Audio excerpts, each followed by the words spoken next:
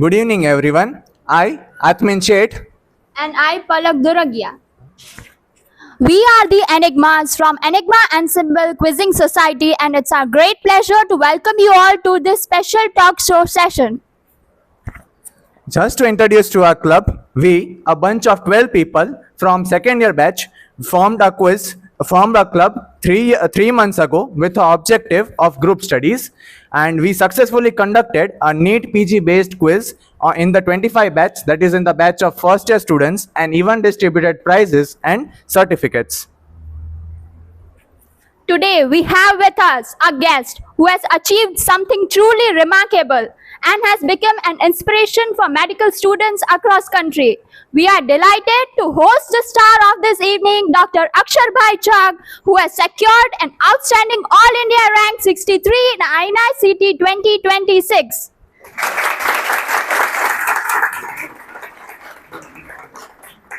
Through today's session, we hope to learn from Akshar Bhai's experiences, understand the strategies that worked for him, and gain valuable insights into preparing for competitive examinations and navigating medical school. After the question answer session, audiences can freely ask the question. On the behalf of Enigma Ensemble Quizzing Society, I extend a very warm welcome to Dr. Akshar Bhai Chugh and all the students joining us this evening. So now, ladies and gentlemen, please join me in giving a huge round of applause to Dr. Akshar Bhai Chugh for a live audience. I'd recommend saying our very own Akshar Bhai Chugh. If he's from your institution, it tends to get a stronger response from the crowd. So now, let us start the question answer session. I think the audience is excited to hear from you. So let's not keep them waiting any longer. We are going to start with the most frequently asked questions that we have received from the students through Google Form. સો પહેલો question, સૌથી common question આપણો ઓડિયન્સમાંથી એ જ હોય છે કે MBBS સ્ટુડન્ટનો એ જ question હોય છે કે અક્ષરભાઈએ પોતાની જર્ની ચાલુ કેવી રીતના સ્ટાર્ટ કેવી રીતના કરી, એમણે પોતાના રિસોર્સિસ કેવી રીતના યુઝ કર્યા, એમણે સબ્જેક્ટ્સ કેવી રીતના પ્લાન કર્યા, અને ઓવરઓલ પ્રિપરેશનનો એક રોડ મેપ કે અક્ષરભાઈ આપણને શું સમજાવવાના છે આ સેશનમાં, તો એમનો એક સમરી કે રોડ મેપ એ આપણને સ્ટાર્ટ કરી શકે તો it would be good. So guys, સંભળાય છે છેલ્લે સુધી? જો ન સંભળાતું હોય ક્યારેય બી, કારણ કે કલાક જેવું સેશન ચાલશે, તો કઈને આગળ આવી જજો. આગળ ઘણી બધી જગ્યા છે, બરોબર? અહીંયા તમારે લોકોએ ક્વેશ્ચન પૂછવાના છે. એટલે હવે સ્ટાર્ટ કરીએ તો છે ને, ફર્સ્ટલી આ એક બહુ ઇન્ફોર્મલ સેશન છે, લાઈક એક સિનિયર જુનિયરનું કંઈ બહુ ફોર્મલ સેશન છે ને. એટલે તમે તારે વચ્ચે કરતા કઈને લાસ્ટમાં આપણે રાખશું સેશન કે તમારા લોકોને કંઈ ક્વેશ્ચન પૂછવા હોય તો. વચ્ચે કોઈને ભાઈ કંઈ ક્વેશ્ચન હોય, એનોનિમસલી પૂછવા એવા કંઈ ક્વેશ્ચન હોય તો ચિઠ્ઠી બનાવીને ચિઠ્ઠીમાં કઈને રાખી દેજો, બરોબર? લઈ લેશું આપણે ક્વેશ્ચન્સ. હવે સ્ટાર્ટ કરી તો છે ને, ફર્સ્ટ અને સેકન્ડ યર છે ને, એ અત્યારે કોઈ છે ફર્સ્ટ સેકન્ડ યર વાળું અહીંયા? સેલ્યુટ, બહુ સારું કહેવાય કે ને તમે આ સેશનમાં આવ્યા અત્યારે. કારણ કે ઘણી વસ્તુ એવી છે કે જો તમે ફર્સ્ટ સેકન્ડ યરથી ચાલુ કરો ને, તો તમને છેલ્લે છે ને ઘણી એવી વસ્તુ હેલ્પ કરે. તો બેઝિકલી છે ને, ફર્સ્ટ સેકન્ડ યરમાં મેં આ બહુ કે ને મેરો છે ને જે બીજા બધા રિસોર્સિસ છે એ ત્યારે બહુ યુઝ નહોતા કર્યા. ફર્સ્ટ યરમાં જે મેઇન ફોકસ વોઝ કે જે કંઈ બી સ્ટાન્ડર્ડ બુક્સ હોય એ જ કહીને ખાલી વાંચવાની, અને બને ને એટલું છે ને ફર્સ્ટ અને સેકન્ડ યરમાં છે ને બ્રોડ વાંચવાનું, કાંઈ બી વસ્તુ બહુ સ્પેસિફિક નહીં વાંચવાની. જેમ જેમ તમારી જર્નીમાં તમે ફર્સ્ટ યરથી ઇન્ટર્નશિપ સુધી જાશો તો તમારું છે ને બધું ફનલ ડાઉન થવું જોઈએ, બરોબર? That should be the main approach. તમે સ્ટાર્ટિંગમાં જ બહુ કન્સાઇઝ વાંચશો ને તો પછી છેલ્લે તમે છે ને એટલું સારું પરફોર્મ નહીં કરી શકો. તો ફર્સ્ટ એન્ડ સેકન્ડ યરમાં છે ને તમને જેટલા બી ઓનલાઈન રિસોર્સિસ મળે ને એ બધા છે ને વાંચવાના. અને એમાંથી છે ને જો ફર્સ્ટ યરમાં એનાટોમી છે ને એ ઘણું બધું આગળ કે એમબીબીએસમાં કામ આવે એવો સબ્જેક્ટ છે. તો એના માટે તમે યુટ્યુબ વિડીયોઝ છે, ડિસેક્શનના વિડીયોઝ છે, એ બધું જોઈ શકો. અને ખાસ કરીને કે ડીએચમાં જો કહીને તમે લોકો ગયા હોય ને એમાં સરખું ડિસેક્શન કર્યું તો that is the best teacher anatomy માટે, બરોબર? બીજું ફિઝિયોલોજી, બાયોકેમિસ્ટ્રી બધા સબ્જેક્ટ એવા છે કે ફર્સ્ટ યરમાં સેકન્ડ યરમાં બહુ ખબર નહીં પડે, પણ ફાઇનલ યરમાં જે રિવાઇઝ કરવાનો વારો આવશે ને ત્યારે કહીને જેના વીક હશે ને એને બહુ થોડુંક ટાઈમ લાગશે એ વસ્તુને ગ્રાસ્પ કરવામાં. એટલે સ્ટાર્ટિંગથી છે ને બને ને એટલો બેઝ છે ને બ્રોડ રાખવાનો. યુટ્યુબ ચેનલ્સ ઉપર કહીને નિંજા નર્ડ કરીને છે, ડૉક્ટર નજીબના વિડીયોઝ છે, પછી ઘણા બધા યુટ્યુબ ઉપર કહીને તમે સર્ચ કરશો ને કોઈ બી ટોપિક તો ફર્સ્ટ એન્ડ સેકન્ડ યરના સબ્જેક્ટ તમને ઘણા બધા મળી જશે. તો બધામાંથી કહીને વાંચવાનું. ઇવન એવું બી કહીને અલગ અલગ નહીં રાખવાનું કે ભાઈ આ યુએસએમએલનો રિસોર્સ છે કે આપણા ઇન્ડિયન મેડિકલ પીજીનો રિસોર્સ છે. સ્કેચી બી મેં યુઝ કર્યું હતું, પેથોમાં યુઝ કર્યું હતું, બરોબર? ફર્સ્ટ સેકન્ડ યરમાં એ બધા ગોલ્ડન રિસોર્સિસ છે એમ. તો ત્યારે પછી એવું નહીં વિચારવું કે આમાં નીટ પીજીમાં કેટલું કામ આવશે કે પછી આ મને એમસીક્યુ સોલ્વિંગમાં કેટલું કામ આવશે, ત્યારે વાંચી લેવાનું. જ્યાંથી તમને કહીને એવું લાગે ને કે સારી ઇન્ફોર્મેશન છે, આ વસ્તુ મને કામ આવે એવું છે, તો ફર્સ્ટ એન્ડ સેકન્ડ યરમાં તમારો મેઇન એ જ ગોલ હોવો જોઈએ કે તમે ક્વોલિટી નોલેજ લ્યો, ક્યુરિયોસિટી તમારી અંદર રાખો અને બને ને એટલી વધારે જગ્યાથી તમે વાંચો. સેકન્ડ થિંગ ઇઝ કે રિવ્યુ બુક્સ. આપણે કહીને ગ્રેઝ એનાટોમીની રિવ્યુ બુક હોય છે કે જેમાં કહીને એમસીક્યુ હોય છે, બહુ આમ ક્લાસિક એમસીક્યુ હોય છે, એકદમ ક્લિનિકલ સિનારીઓ આપ્યો હોય છે અને એમાંથી પછી એમસીક્યુ બનાવ્યો હોય છે એ લોકોએ. તો આપણને ખબર છે કે જે કોમન ફિબ્યુલર નર્વ છે એ ફિબ્યુલરના ફ્રેક્ચરમાં કહીને ડેમેજ થાય તો ફૂટ ડ્રોપ થાય. હવે ફર્સ્ટ યરમાં છે ને એનું બોક્સ હોય છે અપ્લાઇડ એનાટોમીનું, એને આખા ક્વેશ્ચનમાં કઈ રીતે ફ્રેમ કરી 4 ઓપ્શન્સ કન્ફ્યુઝિંગ દઈને પૂછ્યું હોય છે ને એ તમને રિવ્યુ બુકના એમસીક્યુઝમાંથી ખબર પડશે. તો અમે લોકો કહીને રિવ્યુ બુક્સના એમસીક્યુમાંથી સોલ્વ કરતા. અમે 3-4 જણાનું ગ્રુપ હતું ફર્સ્ટ એન્ડ સેકન્ડ યરમાં. તો રિવ્યુ બુક્સના છે ને એમસીક્યુ કરજો, એ સારા હોય છે. એક એનાટોમીમાં ગ્રેઝનું છે, પછી ફિઝિયોમાં ગાઇટનની રિવ્યુ બુક છે, બાયોકેમમાં કેટઝંગની છે, પછી સેકન્ડ યરમાં તો રોબિન્સની પોતાની જ છે. અને રોબિન્સે કહીને વાંચજો જો કોઈ સેકન્ડ યર વાળું અત્યારે કહીને હોય ને તો Robbins is a very good book. અને એક બુક એવી છે કે જે કહીને આખા એમબીબીએસમાં જો વાંચ્યું હોય ને તો રોબિન્સ છે ને એવી છે કે જે તમે કવર ટુ કવર વાંચી શકો, બરાબર. એટલે એ એક બુક એવી છે કે આઈ વુડ હાઈલી રેકમેન્ડ એમ, કારણ કે પેથોલોજી છે ને બધા સબ્જેક્ટનું કોર્નરસ્ટોન છે. એટલે એ પેથોમાં કહીને જેટલું તમે ડીપ નોલેજ રાખશો, પેથોમાં વાંચો, રોબિન્સ વાંચો, એટલું વધારે સારું. તો ધીસ ઇઝ અબાઉટ ફર્સ્ટ અને સેકન્ડ યર, બરાબર. મૂવિંગ ઓન ટુ થર્ડ યરથી છે ને તમારે થોડુંક પોતાની પ્રિપરેશનને છે ને ડાયરેક્શન દેવાની ચાલુ કરવી પડશે. ફર્સ્ટ સેકન્ડ યરમાં શું છે કે તમે ચાલે એમ બધું તમે વાંચ્યું હોય, તમે કંઈ ડાયરેક્શન ન આપ્યું હોય તો ચાલે. થર્ડ યરમાં what I would recommend is કે તમારું થર્ડ યર જેવું સ્ટાર્ટ થાય ને ત્યારથી છે ને તમે થર્ડ યર સ્ટાર્ટ ન કરો, ફાઇનલ યર સ્ટાર્ટ કરી દો, બરાબર. મારી એક આદત એવી હતી કે હું છે ને મારા સિનિયર્સ ભેગું વાંચતો. એ લોકોનું જે રીડિંગ રૂમનું જે ટેબલ હોય ને ત્યાં બેસીને વાંચતો. એનાથી બે વસ્તુ થાય કે એ લોકોનું ફાઇનલ યર ચાલતું હોય, એ લોકો ઓલરેડી આટલું ગ્રાઇન્ડ કરતા હોય તો એ લોકોને જોઈને આપણને મન થાય કે હાલો આપણે કહીને આટલું વાંચી. અને પછી ફાઇનલ યરમાં આપણે હોય ત્યારે એ લોકો ઇન્ટર્નશિપમાં આવી ગયા હોય એટલે ત્યારે બી એ લોકોનું ડેડિકેશન થોડુંક વધારે હોય ટૂંકમાં. એટલે એક મોટિવેશન આપણને રહે આપણી આગળવાળી બેચ સાથે વાંચતા હોય તો. તો ફાઇનલ યરમાં છે ને એ લોકોનું ફાઇનલ યર ચાલુ થયું, મારું થર્ડ યર ચાલુ થયું. તો અમે લોકોએ સબ્જેક્ટ બધા ભેગા જ ચાલુ કર્યા હતા, મેડિસિન, સર્જરી, OBGY. અને બિગેસ્ટ બેનિફિટ એ છે થર્ડ યરમાં ફાઇનલ યર ચાલુ કરવાનો કે તમારી પાસે છે ને ટાઈમ હશે તો તમે છે ને સ્ટાન્ડર્ડ બુક્સ છે ને વાંચી શકશો, બરાબર.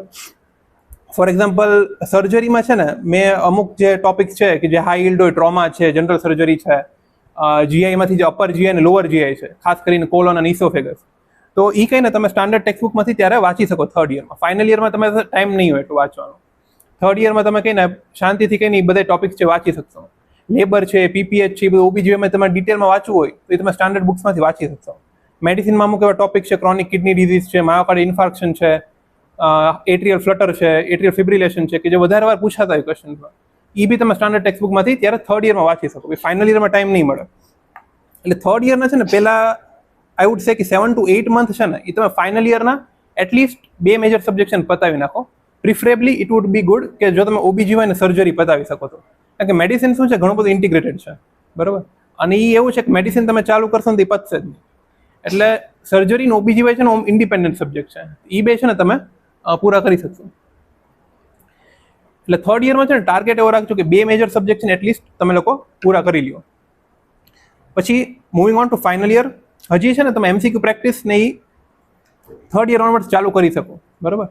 રોજના 50 MCQs છે, 20 MCQs છે, ધીમે ધીમે છે ને બિલ્ડઅપ કે કહીને MCQ કરવાનું તમને આઈડિયા આવતો જાય કે ઠીક છે, ઓકે કહીને રૂલિંગ આઉટ કઈ રીતે થાય, ક્વેશ્ચન્સ કઈ રીતે કહીને વાંચવા, કેટલું સ્પીડ રીડિંગ કરવું. કારણ કે સ્પીડ રીડિંગ છે ને ઘણું ઇમ્પોર્ટન્ટ છે જો તમે કહીને INI એક્ઝામ ટાર્ગેટ કરતા હોય ને તો, કારણ કે એમાં ટાઈમ ક્રંચ હોય.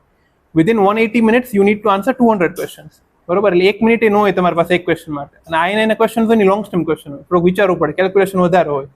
તો સ્પીડ રીડિંગનું છે ને આદત તમે છે ને થર્ડ યરથી MCQ કરતા હશો ને તો તમને કહીને વધારે એની પ્રેક્ટિસ રહેશે.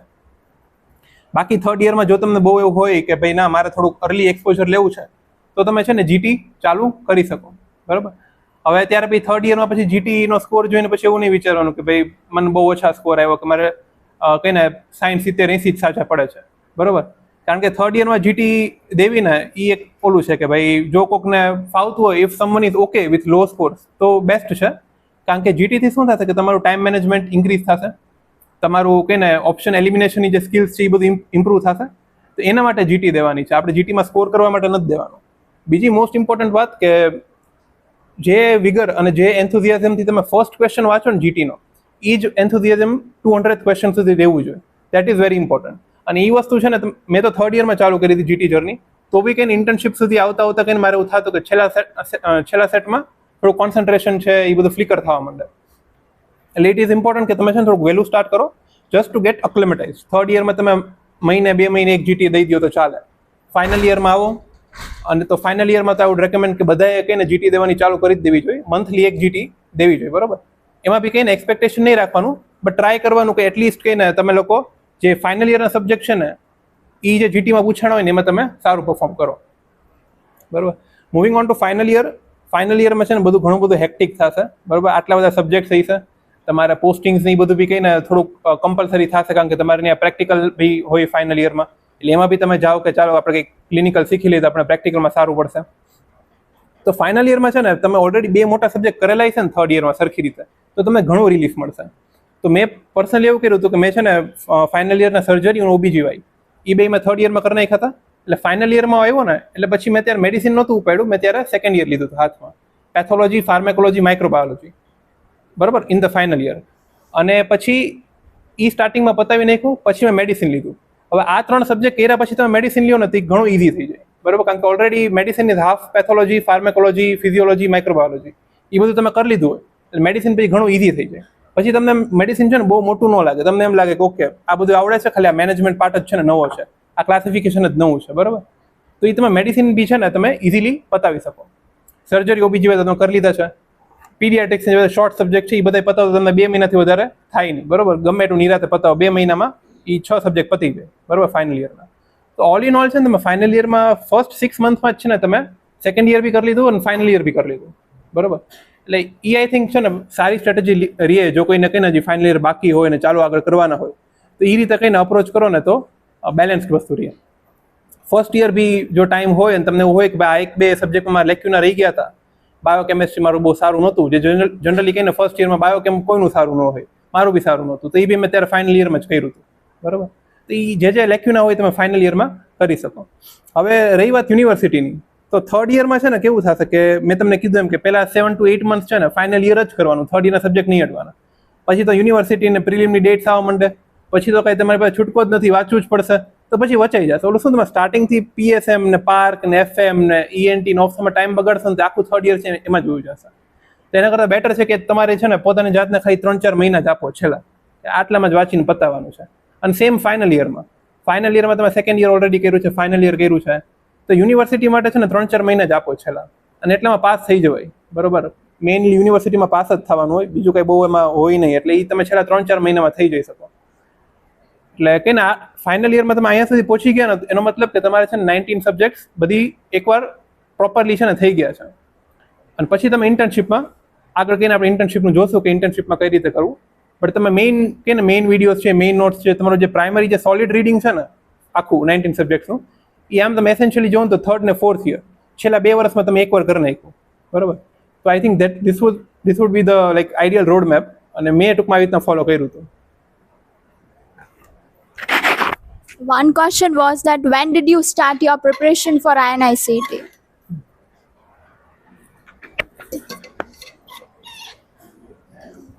INI નું છે ને અલગથી તો બહુ કંઈ નથી હોતું, પણ એક છે કે ભાઈ મેમ INI આવતી હોય ને તો તમારામાંથી ઘણા એ છે કે ભાઈ ઠીક છે નથી દેવી INI, સીધું નીટ ઉપર જ ફોકસ કરી. બટ એના કરવા કરતાં છે ને INI ને એકવાર પ્રોપર કહીને ઓનેસ્ટ અટેમ્પ્ટ આઈ થિંક દેવો જ જોઈએ બધાને, કારણ કે એ તમારે છે ને first and second year heavy હોય INICETમાં. તો એ માઇન્ડસેટથી જવાનું કે મારે છે ને INI સુધીમાં ફર્સ્ટ એન્ડ સેકન્ડ યર સરખા કરી લેવા છે, અને પછી INI ટુ નીટ વખતે મારે ફાઇનલ યર ઉપર ને થર્ડ યર ઉપર વધારે ફોકસ કરવું છે. તો INI ની મેં પ્રિપરેશન છે ને લાઈક ઇન્ટર્નશિપ સુધી તો બધું આમ કોમન જ ચાલતું, બધાનું સિલેબસ સેમ છે, પેપર સ્ટાઇલ ઓલમોસ્ટ સેમ જ છે, ખાલી નેગેટિવ માર્કિંગ INIમાં વધારે છે અને થોડોક ટાઈમ ક્રંચ INIમાં વધારે છે. બાકી ઓલમોસ્ટ કહીને બધું સેમ જ છે. ખાલી INI ના છે ને જે PYQs હોય છે ને એ વધારે એ લોકો રિપીટેડલી પૂછે છે. જોકે આ એક્ઝામ એવું બહુ હતું નહીં. જો તમે લોકોએ આઈ થિંક ઇન્ટર્ન્સ અને ફાઇનલ યર વાળા કદાચ જોયું હોય છે, રાકેશ સરનો કહીને જે રિકોલ આવે છે મેડિસિનનો, મેં દર વખતે છે ને ડિસ્કસ કરે છે કે આ વખતનું પેપર કેવું હતું, બરોબર. એ લાસ્ટ 12 રિકોલ્સથી કહીને એનાલાઇઝ કરતા હોય છે પેપરના. તો આ વખતે ઘણું કહીને આઉટ ઓફ PYQ બી હતું કે ભાઈ તમે સરખું વાંચ્યું હોય ને થ્રુ આઉટ ધ MBBS તો જ તમને ક્વેશ્ચન આવડે. એટલે અત્યાર સુધી ટૂંકમાં INI નું એવું હતું કે વધારે છે ને PYQ હેવી હોય, અને આ વખતે PYQ હતા પણ આ વખતે પ્રપોર્શન થોડોક ઓછો હતો.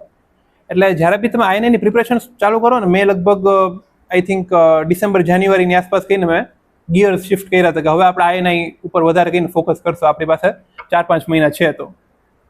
અને ટુ બી ઓનેસ્ટ તમે સરખી રીતે વાંચ્યું હોય ને નીટ પીજીને મગજમાં રાખીને તો 4-5 મહિનામાં તમે તમારી પ્રિપરેશન છે ને આઈએનઆઈને ઓરિયન્ટ કરી શકો. કરવાનું શું એમાં કે આઈએનઆઈના જેટલા પીવાયક્યુઝ છે ને છેલ્લા 5 વર્ષના 7 વર્ષના જેટલા તમે વધારે કરો એટલું સારું પડે. એટલીસ્ટ 5-7 યર્સના તો કરી જ નાખવાના. અને પીવાયક્યુઝમાં છે ને એક લિસ્ટ બનાવી લેવાનું કે ઠીક છે આટલા ક્વેશ્ચન્સ છે ને એ પૂછે છે, આટલા ટોપિકમાંથી પૂછે છે. તમારે લિસ્ટ નો બનાવવું હોય તો ટેલિગ્રામ ઉપર તમને મળી જશે લિસ્ટ, બરોબર, કે આટલા પ્રીવિયસ યરના ક્વેશ્ચન્સ છે અને માથે આટલા ટોપિક્સમાંથી કંઈ વધારે પૂછે છે. એ ટોપિક્સ છે ને સરખા ડિટેલમાં વાંચવાના, બરોબર. તમે મેરોની મેઇન નોટ્સમાંથી વાંચો તો એમાંથી વાંચો, તમારે રિવિઝન રિસોર્સમાંથી વાંચો તો એમાંથી વાંચો, બટ બને ને એટલું એ ટોપિકની ડેપ્થમાં કહીને જવાનું. કારણ કે એમાંથી એ લોકો ક્વેશ્ચન વારે ઘણીએ છે ને પૂછશે કંઈક નાની વસ્તુ ફેરવીને. જેમ કે એક પીપીએચની આલ્ગોરિધમ આવે ઓબીજીવાયમાં, તેમાં ઘણા બધા કહીને પોઈન્ટ્સ છે, તે ગમે એ પોઈન્ટમાંથી કહીને દર વખતે પૂછે છે અલગ અલગ. તો એ વસ્તુ તમે કરી શકો. તો ટૂંકમાં આઈ થિંક કે તમે સરખી રીતે પ્રિપેર કર્યું તો 5 to 6 months બિફોર આઈએનઆઈ તમારે ગિયર શિફ્ટ કરવા પડે towards આઈએનઆઈ. And what was your primary platform? Like for all subjects, did you follow the same platform or subject wise if you could guide? એટલે છે ને જો પ્લેટફોર્મ એવી રીતના છે કે તમે છે ને જે કોઈ બી જે ફેકલ્ટીનું તમને ગમતું હોય ને એની પાસેથી તમે ભણો. ફોર એક્ઝામ્પલ મેં છે ને સેકન્ડ યરમાં જીઆરજીના છે ને અમુક વિડીયોઝ જોયા હતા યુટ્યુબ ઉપર ને એવી રીતે જ બધા હોય ને જે એમસીક્યુ ડિસ્કશનના હોય કે પછી કોઈ અઘરો ટોપિક કરાવતા હોય એના હોય, તો મને એનું ગમ્યું હતું. તો મેં ફાર્મા માટે જીઆરજી કર્યું હતું, પેથો અને માઇક્રો માટે પ્રીતિ શર્મા મેમનું કર્યું હતું, બરાબર, પ્રેપલેડરનું. First year was completely Marrow, anat physio biochem મેરોનું બેસ્ટ છે, લાઈક આઈ ફીલ એમ. Third year again completely Marrow. Final યરમાં સર્જરી જે છે મેં રોહન સરનું કર્યું હતું, ઓબીજીવાય છે એ દીપ્તિ મેમનું કર્યું હતું. મને છે ને ઓબીજીવાય મેં સાક્ષી મેમનું કરેલું હતું એક ફાઇનલ યરમાં, બટ મને છે ને એમની નોટ્સ ને એનું થોડું ટીચિંગ સ્ટાઇલ છે ને મને પર્સનલી એટલો ગમ્યો નહીં. એના કરતાં મને ડેમ્સમાં જે દીપ્તિ મેમ છે ને એનું મને નોટ્સ ઘણી ગમી હતી, કારણ કે એની નોટ્સ છે ને એવું છે કે તમે ફટાફટ કહીને વાંચી શકો, તમને યાદ રહી જાય એવું. પછી મેડિસિન છે ને, મેડિસિનમાં ફની થિંગ એ છે કે મેં મેડિસિન માટે એક સોર્સ મૂક્યો નથી. મેં લગભગ બધેથી છે ને મેડિસિન કરેલું છે, કારણ કે મેં સેકન્ડ યર ઓનવર્ડ છે ને મેડિસિનનું કહીને ઓરિએન્ટેશન ની બધું ચાલુ કર્યું હતું. તો what I felt best was કે દીપક મારવા સરનું છે ને એ બેલેન્સ્ડ છે અને એમાં કહીને ટૂંકમાં બધું કવર બી થઈ જાય છે અને સરની સમજાવવાની સ્ટાઇલ બી સારી છે. અને પછી તમે જ્યારે ઇન્ટર્નશિપમાં આવો લાસ્ટ 6 month હોય ત્યારે ઇન્ટિગ્રેટેડ સિસ્ટમ છે એ બેસ્ટ છે મેડિસિન માટે. બટ બીટીઆર ઉપર આપણે આવશું અલગથી કે ક્યારે સ્વિચ કરવું જોઈએ ને કહીને ક્યારે એનું બેસ્ટ યુટિલાઇઝેશન કરવું જોઈએ. બટ ત્યાં સુધી મેડિસિન છે મેં મારવા સરમાંથી કર્યું હતું. અને બાકી શોર્ટ સબ્જેક્ટ તમે ગમે ત્યાંથી કરો એની સ્ટ્રાઇક રેટ સેમ જ રહેવાની છે. 5 ક્વેશ્ચન હોય એમાંથી 4 જ આવડવાના છે ગમે રિસોર્સમાંથી. એટલે એ તમે મેરોમાંથી કરો, બીટીઆરમાંથી કરો કે ગમે એમાંથી કરો. તો મેઇનલી કહીને આવી રીતના સોર્સિસ નહોતું મારું. થેન્ક યુ અક્ષરભાઈ. આઈ થિંક આ સેગમેન્ટથી બધાને પ્રિપરેશનની ઓવરઓલ પિક્ચર મળી ગઈ હશે. સો હવે આપણે નેક્સ્ટ સેગમેન્ટ ઉપર જઈએ કે જેમાં હવે એક એવા ટોપિક ઉપર આવીએ કે જેમાં ઘણા સ્ટુડન્ટ્સ કન્ફ્યુઝ થઈ જતા હોય છે. સો એમાં ફર્સ્ટ સેગમેન્ટ એવો છે કે હાઉ ટુ મેક નોટ્સ, એમ કે કેવી રીતના નોટ્સ બનાવી અને કઈ નોટ્સ બનાવી અને કેમાંથી નોટ્સ ફોલો કરવી એમ. અને second is how to main notes હોય, આરઆરની નોટ્સ હોય, બીટીઆર નોટ્સ હોય અને ઘણી વખતે પર્સનલ રિવિઝન નોટ્સ હોય, તો એ વચ્ચે બેલેન્સ કઈ રીતના કરવું અને સ્ટુડન્ટ્સ માટે કઈ નોટ્સ બનાવી અને ક્યારે રિવિઝન કરવું એ શું સુટેબલ છે, તો એડવાઇસ કરજો પ્લીઝ. હવે જો નોટ્સનું એવું છે કે નોટ્સ છે ને બધાનું પર્સનલ હોય કે ભાઈ કોકને હેન્ડ રિટન ગમતી હોય, કોકને પ્રિન્ટેડ ગમતી હોય, કોકને ડિજિટલ ગમતી હોય, બરોબર. તો હું તો મેઇનલી પ્રિન્ટેડ વાપરતો. મને હેન્ડ રિટનનું બહુ કાંઈ એટલું ઓલું હતું નહીં કે ભાઈ હું મારા હાથે લખું તો જ મને યાદ રહે કે એવું કંઈ. બટ એ એવું છે કે સ્કૂલથી કહીને ડિસાઇડ થઈ ગયું લોકોનું, જે લોકોને કહીને લખીને ફાવતું હોય પોતાની નોટ્સ બનાવવું, તો એ લોકોને કન્ટિન્યુ કહીને એ જ કરવું જોઈએ. બટ મને કહીને એવું કંઈ હતું ને હું વાંચીને ટૂંકમાં મને એ વધારે કમ્ફર્ટેબલ લાગતું, તો હું પ્રિન્ટેડ નોટ્સ જ છે ને મેં યુઝ કરી છે. મેં મારી નોટ્સ બનાવી નથી, બરાબર. સેકન્ડ થિંગ ઇઝ કે મેઇન નોટ્સ છે, આરઆર નોટ્સ છે, એ બધું ક્યારે યુઝ કરવું. તો as a rule of thumb તમારી ઇન્ટર્નશિપ જ્યાં ચાલુ ન થઈ હોય ને ત્યાં સુધી આરઆર નોટ્સની સામું જ નથી જોવાનું, મેઇન નોટ્સ જ કરવાની છે, બરાબર. પછી તમને ત્યારે એમ ન થવું છે કે હું કહીને ભાઈ મેડિસિન તમારે 700 પેજનું છે, બહુ લાંબુ છે, સર્જરી 600 પેજનું છે, તો હું કહીને રેપિડ રિવિઝનમાંથી કરી લઉં. લાઈક અનફોર્ચ્યુનેટ થિંગ ઇઝ કે બીટીઆર આવ્યા પછી કહીને ઘણા લોકો લાઈક ફાઇનલ યરથી થર્ડ યરથી બીટીઆર કહીને સાથે કરતા હોય છે. બટ આઈ ફીલ કે કહીને તમે ફાઇનલ યરના એન્ડ સુધી છે ને મેઇન નોટ સિવાય ક્યાંય જોવાનું નહીં, મેઇન નોટ્સ જ કરવાની. કારણ કે ભાઈ થશે એવું કે તમે છે ને સ્ટાર્ટિંગમાં જો કન્સાઇઝ રિસોર્સ લઈ લેશો ને તમારો સ્કોર છે ને 140 પ્લેટો થઈ જશે. અને ગજબ અલગ લેવલનું છે ને ક્લસ્ટરિંગ થાય છે 140 હવે બીટીઆર આવ્યા પછી. એટલે એ પછી કહીને એવું થાય કે પછી શું થાય કે તમે એકવાર રિવિઝન નોટ્સ કરેલી ને પછી તમે ઇન્ટર્નશિપ પર કંઈ મેઇન નોટ્સ નથી ઉપાડવાના પાછું, ત્યારે તમે ટાઈમ નથી. તમારે પાસે મેઇન નોટ્સ કરવાનો ટાઈમ છે ને એ ઇન્ટર્નશિપ ચાલુ થાય ને એક દિવસ પહેલા સુધીનો જ છે. એ જ માનીને હાલવાનું કે ભલે આપણે એક જ વાર કરી main notes, but at least we go through it once. એકય સબ્જેક્ટની મેઇન નોટ્સ છે ને રહી ન જ આવી છે. તમને એમ થાય કે NSCમાં શું મેઇન નોટ્સ વાંચી, પણ તો એકવાર કહીને તમે વાંચી લો તો તમે રિવિઝન જ્યારે કરશો ને ત્યારે તમને છે ને બધું કોરિલેટ થશે. ઓકે ભાઈ આનું આ સિગ્નિફિકન્સ હતું આમાં. ઇન્ટર્નશિપ જેવી તમારી ચાલુ થાય ને પછી મેઇન નોટ્સની સામું નહીં જવાનું. પછી મેઇન નોટ્સ છે ને કન્ટિન્યુ કરવી, that is a big blunder. કારણ કે પછી શું થાય કે છેલ્લે છે ને રિવાઇઝ ન થાય, અને ગેમ આખી રિવિઝનની છે. એટલીસ્ટ તમે 3-4 વાર રિવાઇઝ ન કર્યું હોય ને તો યુ કેનોટ રિકોલ. એકાદો સબ્જેક્ટ અહીંથી થઈ જશે પણ 19 સબ્જેક્ટ યુ કેનોટ રિકોલ. બરોબર. ઇન્ટર્નશિપ ચાલુ થાય ને પછી મેઇન નોટ્સની સામે નહીં જવાનું, પછી કોકને દઈ જ દેવાની, જુનિયરને હાલે વાપસ. પછી તમારી પાસે હશે ને તો તમે ફોર્મો થશે કે ભાઈ મારે મેઇન નોટ્સ છે એમાંથી વાંચવું છે, પછી નહીં વાંચો. પણ ફાઇનલ યર સુધી કંઈ મેઇન નોટ્સ જ વાંચવાની, ત્યાં સુધી RR નહીં વાંચવાનું. અને હું આમાં કંઈ બી સેગમેન્ટ લઈ લઉં કે BTR કહીને ક્યારે યુઝ કરવું જોઈએ. તો છે ને ઇન્ટર્નશિપના ફર્સ્ટ 6 to 7 મંથ છે ને ખાલી રિવિઝન નોટ્સ જ કરવાનું. એમાં સેમ લોજિક, એમાં ત્યાર પછી BTR ઉપર સ્વિચ નહીં કરવાનું. કારણ કે પછી સેમ એજ કે પ્લેટો આવી જશે BTR ઉપર, અને પછી લોકો કહીને આટલું જલ્દી BTR યુઝ કરે અને પછી 120, 130, 140 પ્લેટો આવે, પછી લોકો BTR ને બ્લેમ કરે કે ભાઈ BTR તો કહીને યુઝલેસ છે ને એમાં કહીને મેં સરખું કરાવ્યું નથી કે XYZ. બરાબર. BTR નો છે ને મેઇન યુટિલિટી જે છે ને લાસ્ટ 5 to 6 મંથમાં છે, કે જ્યારે કહીને તમારે નો ભાઈ સાયકલની રેસ હોય તમે લાસ્ટ ગિયર ક્યારે શિફ્ટ કરો, ટુવર્ડ્સ ધ લાસ્ટ લેપ, એમ તો જ તમારે કહીને મેક્સિમમ આઉટપુટ મળે. તમે સ્ટાર્ટિંગમાં જ લાસ્ટ ગિયરમાં શિફ્ટ કરી નાખો તો તમે પછી ત્યારે તમે એક્સિલરેટ ન કરી શકો. એટલે ઇનિશિયલ 6 to 7 મંથમાં છે ને અગેન 1 કે 2 રીડ છે ને તમે રિવિઝન નોટ્સના આપો બધા સબ્જેક્ટના, અને પછી છે ને જ્યારે તમને એવું લાગે ને કે હવે ભાઈ મે આઈ છે તો હવે ડિસેમ્બર જાન્યુઆરી ઓનવર્ડ્સ છે ને હું BTR ચાલુ કરતું, that is the sweet spot.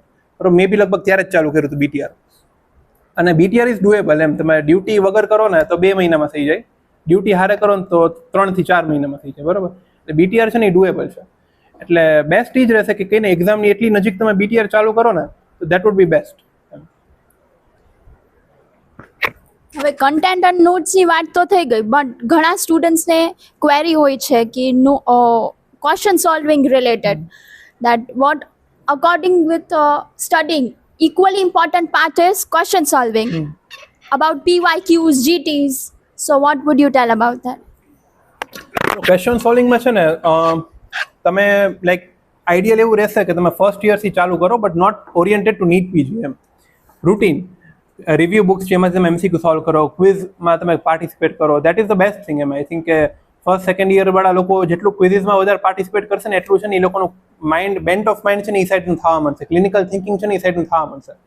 આમાંથી તમારા લોકોમાંથી જે લોકો કહે ને ફાઇનલ યરમાં આવશે ને, જે લોકોએ ફર્સ્ટ યરથી ક્વિઝિંગ કર્યું હોય છે, એ પછી કેવું થશે કે જ્યારે એ લોકો MCQ વાંચે ને ત્યારે ફર્સ્ટ લાઈન ઉપરથી ખબર પડી જાય કે આ MCQ આ ટોપિક ઉપરનો જ છે, અને ઓપ્શનમાં એ ટોપિક હોય તો એ જ આન્સર રહેશે પછી. એમ એટલે તમને છે ને એક સિક્સ્થ સેન્સ છે ને આવી જાય. જો તમે ઇનિશિયલ યર્સમાં છે ને તમે ક્વિઝિંગ કર્યું હોય, ઘણા બધા MCQ સોલ્વ કર્યા હોય ને, તો એકચ્યુઅલ નીટ PG માટે છે ને MCQ સોલ્વિંગ છે ને થર્ડ યરથી સ્ટાર્ટ કરવું જોઈએ આઈડિયલી.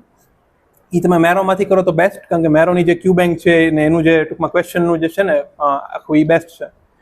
ક્વેશ્ચન બેંકથી સ્ટાર્ટ કરજો. તમને એવું લાગે કે ભાઈ બહુ મોટી ક્વેશ્ચન બેંક છે, ઘણું બધું કંઈને આડું ઓડવામાં છે, તો તમે એ સબ્જેક્ટમાં મૂકી દો તો બી ચાલે. મેં પર્સનલી કંઈ 60 to 70% ઓફ ધ મેરોની ક્યુ બેંક કરી હતી, મેં 100% કરી નહોતી. બરોબર. અને આઈ ડિડન્ટ થિંક કે એટલી એના કારણે કંઈ મારો રેન્ક આવ્યો હોય કે પછી મેં ઓલું 30-40% ક્વેશ્ચન રાખી દીધી છે એના કારણે મારો રેન્ક રહી ગયો, એવું કંઈ નથી. બટ એ એક છે કે તમને છે ને MCQ સોલ્વિંગની પ્રેક્ટિસ બને. બરોબર. એના માટે છે ને ક્યુ બેંક છે. બાકી બેઠા ક્વેશ્ચન તો કંઈ એમાંથી એ નથી આવવાના. એટલે just to get the feel of the MCQ તમે થર્ડ યરથી ચાલુ કરી શકો. Start with the Q bank. Final યરમાં તમે આવો થોડુંક હેક્ટિક થાય બધું, તો પછી કસ્ટમ મોડ્યુલ્સ એની ઉપર તમે સ્વિચ કરી શકો, ક્યુ બેંક ને કસ્ટમ મોડ્યુલ બે. અને ઇન્ટર્નશિપમાં તો ખાલી કસ્ટમ મોડ્યુલ જ કરવાનું, કારણ કે ઇન્ટર્નશિપમાં બધા ટાઈમ નથી કે આપણે કહીને બધું આડું ઓડું વાંચી લઈએ. આપણે પ્રિસાઇઝ અમુક વસ્તુ જ વાંચવાની છે. કસ્ટમ મોડ્યુલમાં તમે છે ને જો હું એવું કરતો ઇન્ટર્નશિપમાં કે 2 કસ્ટમ મોડ્યુલ સોલ્વ કરતો, એક સવારે એક સાંજે. સવારે તમારી ડ્યુટી ચાલુ થાય ને પહેલાં તમે કરી શકો 50 MCQs ખાલી PYQs. બરાબર. નીટ PG INICET જ્યારે નજીક આવી જાય 4-5 મહિના બાકી હોય ત્યારે ખાલી INICET PYQ. બરાબર.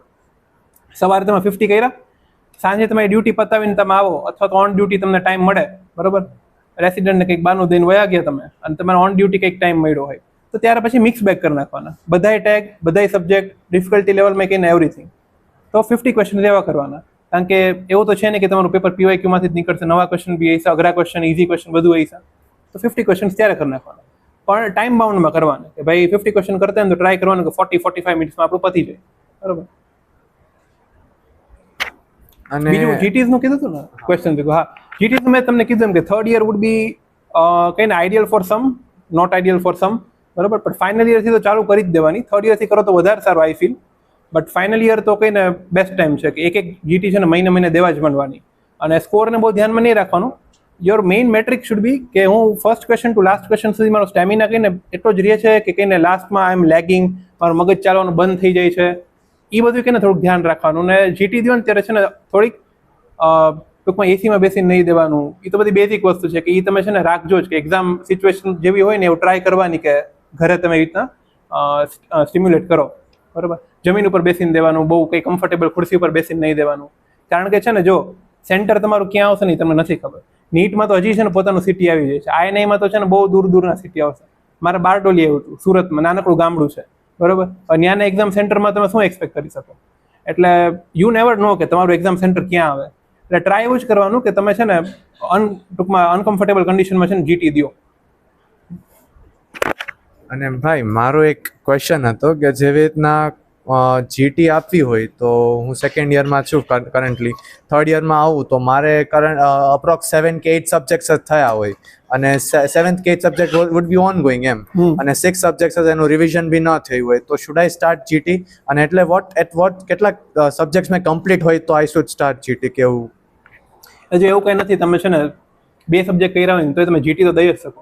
હા, માર્ક્સ ન આવે પણ જીટી તો તમે દઈ શકો ને. 9th સ્ટાન્ડર્ડ વાળો જીટી દઈ શકે.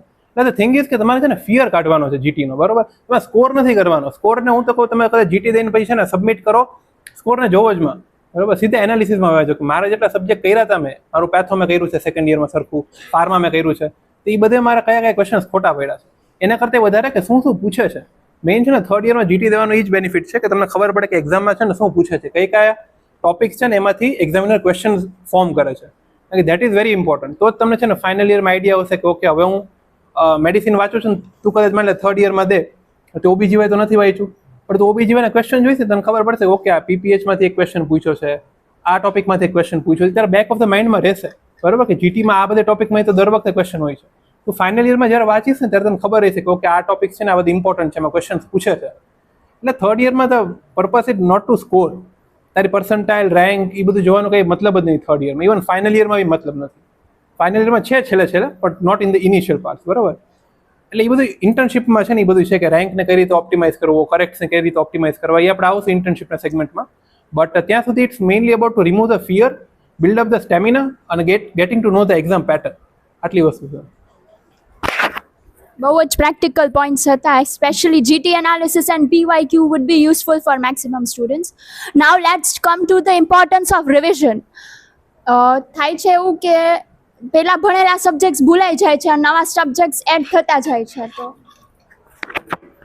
એટલે એમાં મેઇન એ છે કે જેવી રીતના if we are in third year so એમાં PSMFM જેવા થોડાક મોટા સબ્જેક્ટ્સ બી આવે છે અને પ્લસ આપણે કંઈક 2 મોટા સબ્જેક્ટ મેજર સબ્જેક્ટ્સ બી તમે કીધું કે લેવાના હોય છે.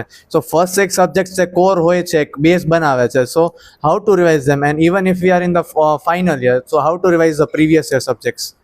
એટલે એ આઈ થિંક કે છે ને મેં તમને લોકોને કીધું કે કઈ રીતે ફર્સ્ટ ટુ ફાઇનલ યર સુધી અપ્રોચ કરવું. તો એમાં છે ને કેવું કે તમે ફાઇનલ યરમાં સેકન્ડ યરના સબ્જેક્ટ કરવાના જ છો, એટલે એ તો તમારે એકવાર રિવાઇઝ થઈ ગયા.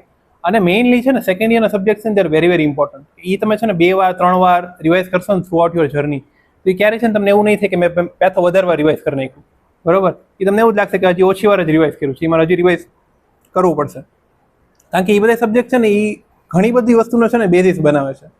તમે પેથોલોજીમાં બ્રેસ્ટ કેન્સર સરખું કર્યું હોય છે ને, બ્રેસ્ટ પેથોલોજી, તો તમે સર્જરીમાં ઘણું બધું છે ને ઇઝી થઈ જશે. ટાઈપ્સ ઓફ કેન્સર છે, ક્લાસિફિકેશન છે, ઇવન ટ્રીટમેન્ટ સુધી બી તમને કહીને કોરિલેટ થશે. એટલે પેથો છે, ફાર્મા છે, માઇક્રો છે, એ છે ને ફાઇનલ યરમાં ફરીથી એકવાર કરજો જ. જે લોકો ફાઇનલ યરમાં આવવાના હોય એ લોકોને it will be very useful. અને એ તમારે છે ને ફાઇનલ યરના સબ્જેક્ટ ભેગું છે ને કોરિલેટ થશે. મને ઘણી વાર એવું થાય કે ભાઈ સેકન્ડ યર અને ફાઇનલ યર છે ને એ એકબીજાને નજીક હોય છે, થર્ડ યર વચ્ચે ખોટું છે ને એમને આવી ગયું છે. કારણ કે સેકન્ડ યરમાં તમે પેથો, ફાર્મા, માઇક્રો ઓલરેડી ભણ્યા છો, પછી તમે medicine, surgery, it is the logical sequence એમ કે આ બધા સબ્જેક્ટ ભણ્યા પછી પેથો, પછી કહીને સર્જરી છે, મેડિસિન છે, એ જ બધું હવે ભણવું જોઈએ. તો વચ્ચે ENT, નોફસેલ ને PSM ને FM એ સાવ અનરિલેટેડ સબ્જેક્ટ જ છે બધું. એટલે જ ને એના માટે તમે વચ્ચે ખાલી 3 મહિના દેજો યુનિવર્સિટીના ટાઈમ વખતે, તો ઇટ ઇઝ ઇનફ એમ, તમે પાસ થઈ જશો. ને આમ બી સબ્જેક્ટનું કંઈ PSM સિવાય કંઈ સબ્જેક્ટનું એટલું નીટ પીજીમાં વેટેજ છે નહીં, ક્લિનિકલ પ્રેક્ટિસમાં એટલું બધું કંઈ એ લોકોનું વેટેજ છે નહીં, એટલે ચાલે એમ. તમે ટૂંકમાં કહીને થર્ડ યરને થોડુંક ઇગ્નોર કરો ને તો છેલ્લા 3-4 મહિનામાં ખેંચી લેવાનું. PSM ખાસ કરીને વાંચવાનું, PSM જ મેઇનલી વાંધો આવે. FM ENT ઓફ થતો કહીને અઠવાડિયામાં થઈ જાય. PSM એક થોડુંક છે કે તમે સ્ટાર્ટિંગથી અર્પિત કેટલા યુઝ કર્યું છે? અર્પિત PSM ગર્વથી હાથ ઉઠાવો યાર, મેં યુઝ કર્યું હે. એટલે એ બેસ્ટ રિસોર્સ છે. થર્ડ યરમાં છે ને પાર્ક અડવાની જ નહીં. મેં ભૂલ કરી હતી, મેં થર્ડ યરમાં સ્ટાર્ટિંગમાં પાર્ક ઉપાડી હતી. મને તો આમ બહુ કહીને છાપા જેવી ન્યૂઝપેપર જેવી લાગી હતી. પછી મેં અર્પિત જ યુઝ કરી હતી. એટલે that is the best resource એમ. એટલે થોડાક શોર્ટકટ્સ થર્ડ યરમાં યુઝ કરો તો વાંધો નહીં, થર્ડ યરમાં યુઝ કરવા પડશે શોર્ટકટ. હા, સેકન્ડ યર અને ફાઇનલ યરમાં એવું ન કરતા. અને સેકન્ડ યરમાં તમે રોબિન્સ વાંચજો, હું જ તમને એમ કહીશ. પણ થર્ડ યરમાં અર્પિતથી કામ ચાલી જશે એમ. હવે પ્રિપરેશન વિશે એકેડેમિક એસ્પેક્ટ્સના એમાં ઘણી વાત થઈ ગઈ, બટ MBBSમાં પ્રિપરેશનમાં ખાલી એક સારો રેન્ક માણવાનો નથી, બટ એક સારો ડૉક્ટર બનવાનો પણ છે. So now let's talk about the internship and clinical postings વિશે વાત કરી, જે દરેક મેડિકલ સ્ટુડન્ટના ટ્રેનિંગનું એક ઇમ્પોર્ટન્ટ પાર્ટ હોય છે. સો તમે ઇન્ટર્નશિપ ડ્યુટીઝ એન્ડ PG પ્રિપરેશનને કેવી રીતે બેલેન્સ કરતા? કેટલા ઇન્ટર્ન્સ છે અત્યારે? વાહ, સરસ, ડબલ ઇન્ટર્ન. એટલે જો આમાં છે ને કેવું છે કે ઇન્ટર્નશિપમાં બે વસ્તુ છે કે તમારે છે ને પહેલાં તો ટ્રાય જ કરવું પડશે કે તમારી પોસ્ટિંગ જે છે એ હેવી છે કે લાઇટ છે.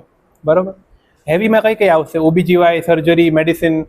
પીડિયામાં એવું છે કે જો તમારી આગળવાળી બેચ કંઈક કાંડ કહી રહી છે તમારી હેવી થઈ જશે. જો તમારી આગળવાળી બેચનું સ્મૂથલી ગયું હશે તો તમારી લાઇટ થઈ જશે. બરાબર, એટલે પહેલાં તો તમે એ છે ને નક્કી કરો કે ભાઈ મારી હેવી પોસ્ટિંગ્સ ક્યારે છે અને લાઇટ પોસ્ટિંગ્સ ક્યારે છે. હવે હેવી પોસ્ટિંગ્સ જે હશે ને એ જેવી પોસ્ટિંગ હશે કે જ્યાં તમને છે ને મેક્સિમમ શીખવા મળશે. બરાબર, જ્યાં તમને મજા બી આવશે. તમને છે ને અત્યારે ઇન્ટર્નશિપમાં અમારે પતી ગઈ છે, અમે જ્યારે જોઈને તો સૌથી વધારે મેમરીઝ છે ને હેવી પોસ્ટિંગમાં જ બનેલી છે.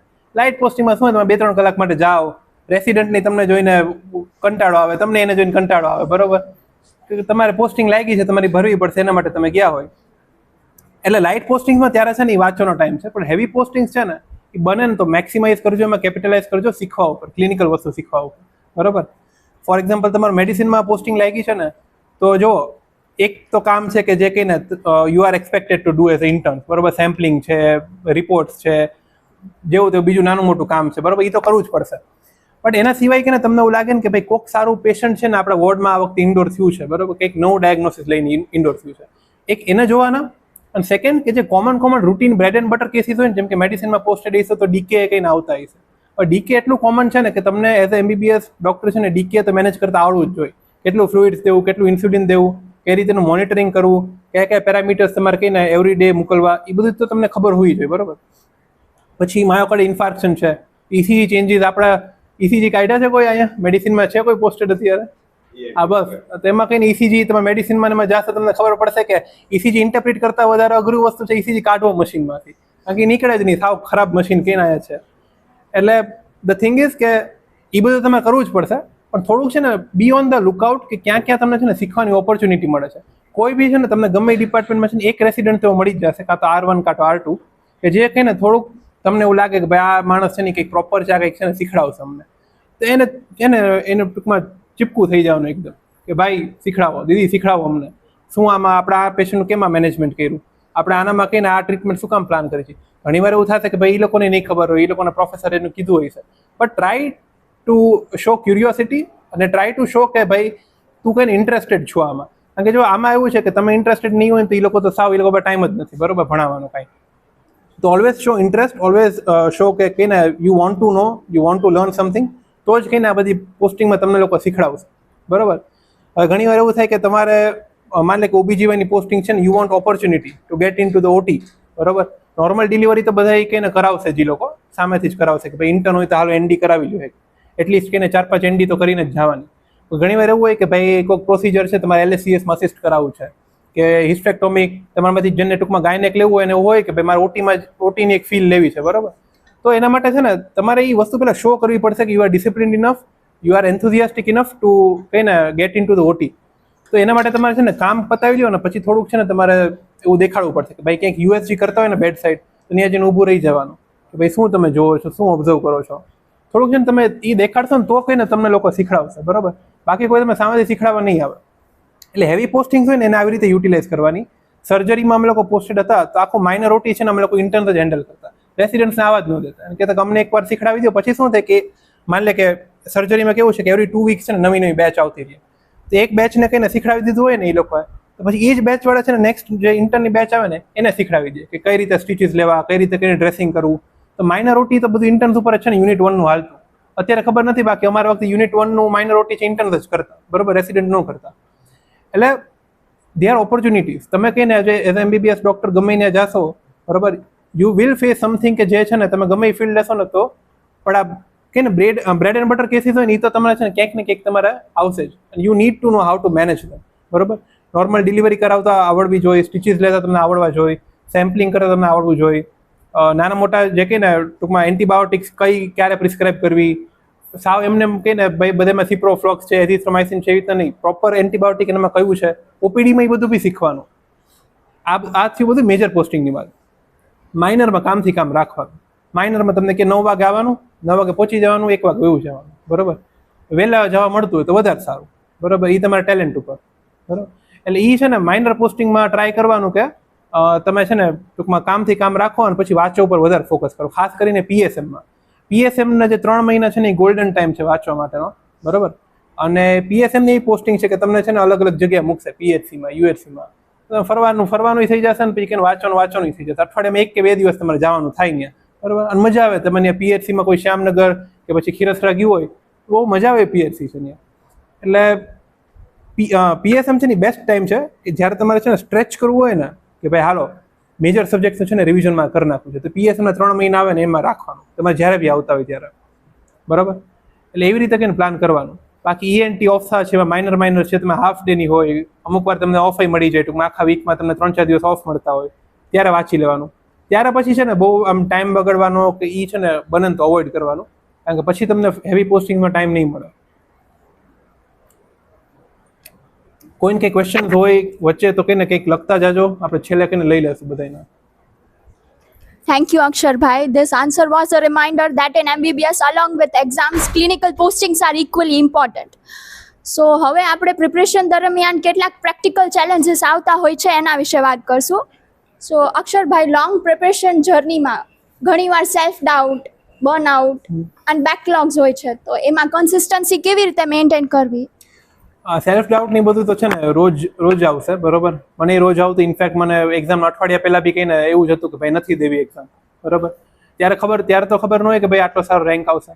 એટલે ત્યારે કહીને એવું થશે, મેન્ટલ બ્રેકડાઉન કહીને ઘણા બધા આવશે. સ્પેશિયલી જે લોકો ઇન્ટર્ન થઈશે ને એ લોકો તો રેડી રહેજો કે હેવી પોસ્ટિંગ જઈશે, ત્યાં કહીને પોસ્ટિંગ્સના અલગ કહીને બધા ડ્રામા હોય, તમારા કોઈ ઇન્ટર્ન સાથે, તમારા જે બધા R1 હોય એ લોકો સાથે કાંઈક ને કાંઈક છે ને એ લોકો સાથે કહીને ચાલતું જઈશે. એટલે ખાસ કરીને છે ઇન્ટર્નશીપમાં એ એક કહીને બેસ્ટ જે સ્કિલ હોય ને તો એ જ છે કે તમે હોસ્પિટલમાં જે થયું ને એ તમે હોસ્પિટલની બહાર નીકળો ને એટલે એ વસ્તુને હોસ્પિટલમાં જ મૂકીને આવવાનું, બરાબર. તમે જ્યારે ઘરે વાંચવા બેસો ને ત્યારે એ વસ્તુ તમને છે ને માઇન્ડમાં ન રહેવી જોઈએ. ઘણીવાર તમને એવું થાય કે ભાઈ કોઈ ઇન્ટર્ન શેડ્યુલ બનાવ્યું છે, મારી 4 કલાકની ડ્યુટી વધારે આપી છે બીજા બધાની, તો ભાઈ ઓછી છે મારા કરતાં. કોઈ એકાદ જણાને તો જેવું રહેવાનું જ છે, 7 જણાની બેચ છે તો ઇક્વલી તો ડિવાઈડ થાય નહીં.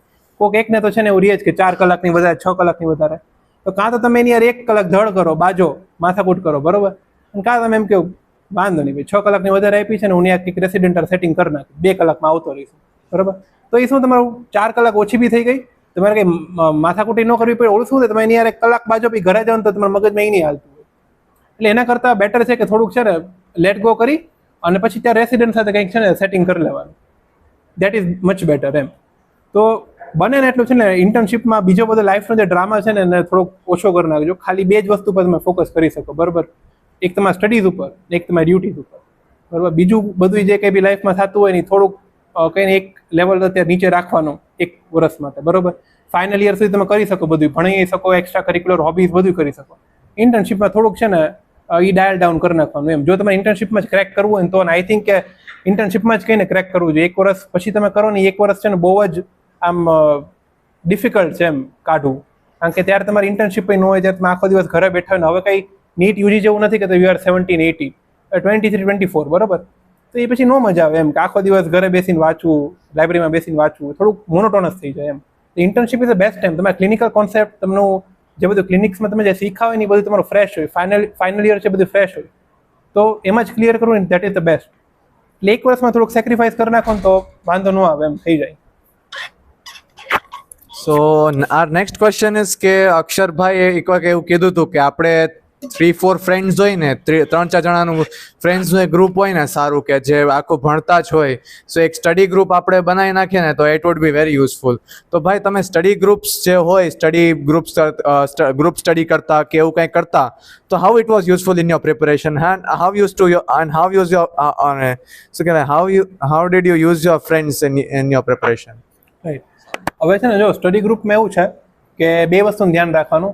એક તો તમારા કો ઇન્ટર્ન્સ હોય ને એ તમારા સ્ટડી પાર્ટનર ન હોવા જોઈએ, બરોબર. આ થોડુંક એમ અનપોપ્યુલર રૂલ છે. હા, તમારી ભેગા હોય, બે નવરા હોય તો એકબીજાને ક્વિઝ કરવાનું, પણ આઈડિયલી તમારા જે સ્ટડી પાર્ટનર હોવા જોઈએ ને એ તમારી બેચના ન હોવા જોઈએ, ટૂંકમાં તમારી ઇન્ટર્નની બેચના ન હોવા જોઈએ. કારણ કે એ પછી છે ને મેં ટૂંકમાં જોયું છે અમારી બેચમાં, પછી છે ને એવું થાય કે આને આટલું વાંચી લીધું, પછી ઇન્ટર્નશિપમાં એ વસ્તુ છે ને રિફ્લેક્ટ થાય ડ્યુરિંગ યોર વર્ક એમ. એટલે પ્રિફરેબલી કે તમારે કહીને દૂર સુધી ક્યાંય કહીને બેચમાં ન હોય ને એ બધે થાય તમે કહીને ભણો. અને the best would be seniors ભેગા ભણો, બરોબર. સિનિયર્સનું ટેબલ હોય ને તમને એવું લાગે ને કે ભાઈ આ ગ્રુપ છે ને આ સારું ભણે છે, બરોબર. આ રાજ કાલરિયાની બધા જે બેઠા હોય ને લાઇબ્રેરીમાં ત્યાં જઈને બેસી જવાનું, બરોબર, એ લોકો ભેગું. એટલે ટૂંકમાં તમે છે ને સિનિયર્સ ભેગું વાંચશો ને તો તમને શું થશે કે ભાઈ ચાલો આ લોકો આટલું પુશ કરે છે, આ લોકો કહીને આટલું ડ્યુટીમાંથી આવીને પછી અહીંયા બેસીને વાંચે છે, તો આપણી પાસે તો એક્સક્યુઝ જ નથી એમ. આપણી પાસે આખો દિવસ ફ્રી છે, તો આપણે કહીને વાંચી સરખી રીતે એમ. તો સિનિયર ભેગા વાંચશો ને એક બેનિફિટ રહેશે. બાકી તમારા બેચમેટ ભેગું છે ને એક બીજું એ રાખવાનું કે માર્ક્સ ઉપરથી છે ને કોઈ દિવસ ગ્રુપ નહીં બનાવવાના કે ભાઈ આના આટલા વધારે માર્ક્સ આવે છે ને તો હું આની ભેગો ભણું, કે આના આટલા ટૂંકમાં મારી રેન્જના માર્ક્સ આવે છે ને તો આની ભેગો ભણું. That never works. ગ્રુપ બનાવવાનું તમારું છે ને મેઇન ઓલું એ હોવું જોઈએ કે તમારી છે ને રીડિંગ સ્ટાઇલ છે ને બેની સરખી હોવી જોઈએ, કે તમારા 3-4 જણા હોય ને એ બધા રીડિંગ સ્ટાઇલ છે ને સેમ હોવી જોઈએ, તો તમને છે ને વાંચવાની મજા આવશે. માર્ક્સ ઉપર છે ને કોઈ દિવસમાં ગ્રુપ બનાવશો ને પછી છેલ્લે છે ને ટોક્સિક જ થશે, બરાબર. ઓલવેઝ કીપ ઇન માઇન્ડ કે સારી ફ્રેન્ડશિપ હોવી જોઈએ અને તમારું છે ને રીડિંગ સ્ટાઇલ છે ને એ સેમ હોવી જોઈએ, તો કંઈ ને it will go a long way એમ. પછી એક્ઝામ્સ પછી બી છે ને તમે લોકો સરખી રીતે સેલિબ્રેટ કરી શકશો એ વસ્તુને. That is a important thing. And one question કે નીટ પીજી અને આઈએનઆઈ સેટ એ બે વચ્ચેના મેજર ડિફરન્સીસ, એટલે એના પેપર સ્ટાઇલમાં અને એની પેપર પ્રિપરેશનમાં what is the major differences between them? તો જો નીટ પીજી છે ઇટ્સ કહીને એમાં તમને ટાઈમનો ઘણો ઓલું હોય છે. ટાઈમ એટલો બધો ઓછો નથી હોતો. You have 210 minutes to answer 200 questions અને ઓલામાં 180 મિનિટ્સ હોય ટુ આન્સર 200 ક્વેશ્ચન્સ. એટલે ટાઈમ ક્રંચ છે ને આઈએનએમાં વધારે રહે. You need to be alert. તમારું જે ફર્સ્ટ રીડિંગ હોય ને ક્વેશ્ચનનું that should be the perfect reading. તમને એવું લાગે કે 4-5 લાઇનનો ક્વેશ્ચન છે અને પહેલાં છે ને ઓપ્શન્સ જોઈ લેવાના. તમને એવું લાગે કે આ 4 ઓપ્શનમાંથી મને ટોપિક નથી આવડતો, એ ક્વેશ્ચન વાંચવામાં ટાઈમ જ નહીં બગાડવાનો. અને થશે એવું કે તમે 4-5 લીટીનો ક્વેશ્ચન વાંચશો પછી તમને ખબર પડશે આ તો નથી આવડતો, ઓલરેડી કંઈને 1 મિનિટ વહી ગઈ છે. એટલે it will cost you marks in the end. એના કરતાં છે ને તમે ઓપ્શન જોઈને છે ને નક્કી કરી લેવાનું કે આ ક્વેશ્ચન મારે અત્યારે નથી કરવો, છેલ્લે ટાઈમ રહેશે તો જોશું, બરાબર. First thing. સેકન્ડ કે આઈએનઆઈમાં છે ને થોડાક ક્વેશ્ચન છે ને એ લોકોને કેવા હોય કે ટ્રિકી હોય છે વધારે નીટ કરતાં, થોડાક લેન્ધી હોય વધારે, થોડુંક તમારું છે ને એમાં એ લોકો ખાલી વન લાઇનર ને એવા ઓછા હોય છે, એવા બી હોય છે, આ વખતે હતા એવા અસર્શન રીઝન હોય છે. એટલે તમારું છે ને બેઝિક્સ જે છે ને ફર્સ્ટ સેકન્ડ યરનું નોલેજ એ તમારું ઘણું કામ આવશે. તમારું ફર્સ્ટ એન્ડ સેકન્ડ યર જેટલું સારું હોય છે ને, જેટલું તમે સરખી રીતે કરીને ડીપલી વાંચ્યું હોય છે ને બધું, એટલું છે ને તમને આઈએનઆઈમાં છે ને બેનિફિટ થશે, બરાબર. નીટનું અંદર ઉદાહરણ કેવું છે કે એમાં પીવાયક્યુઝ ઉપર એટલું બધું ફોકસ નથી જેટલું આઈએનઆઈનું છે. નીટવાળા શું કરશે કે ઘણું બધું છે ને પૂછશે, બ્રેથમાં પૂછશે, બરાબર, બહુ ડીપમાં નહીં જાય કે સ્કોરમાં. જીસીએસ પૂછતા હશે ને તો જીસીએસ જ પૂછશે. આઈએનઆઈ વાળા જીસીએસ પી સ્કોર એ પૂછશે, બરાબર. એ કદાચ કોઈક જીસીએસનું મોડિફિકેશન બી કંઈક પૂછશે નવું. એટલે ધ થિંગ ઇઝ કે જીસીએસ તમને ખબર હોય ને કે ઇમ્પોર્ટન્ટ છે, તો નીટ પીજીમાં તમારું છે ને 2 મિનિટમાં થઈ જાય કે હાલો જીસીએસ ચલો ટેબલ છે એ જોઈ લીધું, વાત પૂરી. આઈએનઆઈમાં તમને ખબર હોય ને કે જીસીએસ દર વખતે પૂછે છે, તો તમારે જીસીએસની આજુબાજુની જે વસ્તુ હોય ને એ બી જોવાનું. જીસીએસના આટલા કોમ્પોનન્ટ્સ છે, જીસીએસ પી સ્કોર શું છે, મોડિફાઈડ જીસીએસ શું છે, જીસીએસમાં ઇન્ડિકેશન શું છે કે ભાઈ <8 હોય ને તો આપણે પેશન્ટ ઇન્ટ્યુબેટ કરી નાખીએ, બરાબર. That is also indication. હવે એ વસ્તુ છે ને આઈને વાળા નેક્સ્ટ એક્ઝામમાં એ વસ્તુ પૂછશે કે <8 છે પેશન્ટનો, તો શું કરશો? તો છે એ ક્વેશ્ચન જીસીએસનો જ, બટ એ લોકો એક લેયર ડીપ ગયા. તો એવી રીતે છે ને આઈએનઆઈનું જ્યારે બી તમે પ્રિપરેશન કરો ને લાસ્ટ 5-6 મંથમાં, તો ધ્યાન રાખવાનું કે જે પીવાયક્યુઝ હોય ને એના ડેપ્થમાં જવાનું, એની આજુબાજુના છે ને ટોપિક સરખી રીતે વાંચી લેવાના. નીટમાં એવું કંઈ બહુ કરવાની જરૂર નથી. નીટમાં તમે મેક્સિમમ છે ને કવરેજ ઉપર વધારે છે, અને નીટમાં તમે જોયું હોય છે ટોપર્સને છે ને 180 185 આવે છે. INIમાં 165 ઇઝ ધ લિમિટ. એમ યુઝ્યુઅલી જે AIR 1 હોય ને એટલે 165 જ હોય છે ટૂંકમાં, 160 165. એટલે INI છે ને ઓવરઓલ લો સ્કોરિંગ એક્ઝામ છે, બટ એમાં તમારું છે ને ફર્સ્ટ એન્ડ સેકન્ડ યરનું ઘણું મેટર કરે છે. બીજું કે INIમાં છે ને it is important to leave certain questions. બરાબર, આ વખતે તમારામાંથી ઇન્ટર્ન્સે ને તમે લોકો જોયું હોય રિકોલ પેપર, બરાબર, ઘણા બધા એવા ક્વેશ્ચન્સ હતા કે જે છે ને જે એસએસની લેવલમાં પૂછાય ને, ઓફથેલમાં જે સુપર સ્પેશિયાલિટીમાં પૂછાતા હોય ને ક્વેશ્ચન, એ આ લોકો INIમાં રાખ્યા હતા. પછી મેડિસિનમાં રાખે તો સમજાય કે ઠીક છે ચાલો, ઓફથેલ તો હવે આમ બી કે ઇગ્નોર સબ્જેક્ટ છે, એમાં તમે આટલું ડીપમાં પૂછો છો. એટલે 2 ક્વેશ્ચન આ વખતે છે ને ઓફથેલના એવા હતા. એટલે એમાં છે ને એ ક્વેશ્ચન પછી મૂકી દેવાનું, પછી એમાં ઇમોશનલી એટલું અટેચ નહીં થવાનું કે ભાઈ મેં તો ઓફથેલ 2 દી વાંચ્યું હતું 5 ક્વેશ્ચન માટે, ને એમાંથી 2 તો મને આવડ્યા નહીં. But it is worth to કે ને લીવ ધેમ, ખોટું નેગેટિવ કરાવું ને એના કરતાં. બટ નીટમાં કેવું છે કે આઈ પર્સનલી ફીલ કે 200 અટેમ્પ્ટ કરવા જોઈએ, કારણ કે 1/4 નેગેટિવ માર્કિંગ છે. બરાબર, તમારા 2 સાચા પડ્યા 8 ખોટા પડ્યા, તમે 25% પ્રોબેબિલિટી એ ન લ્યો, એનાથી ઓછી લ્યો તો બી તમારું એટ ધ એન્ડ 0 થઈ જશે. બરાબર, you want go into negative. એટલે નીટમાં તો છે ને ટ્રાય કરવાનું કે બધાય કે 200 છે ને અટેમ્પ્ટ કરી નાખો, અને થોડુંક છે ને એલિમિનેટ જો તમે કરી શકતા હોય that is the best.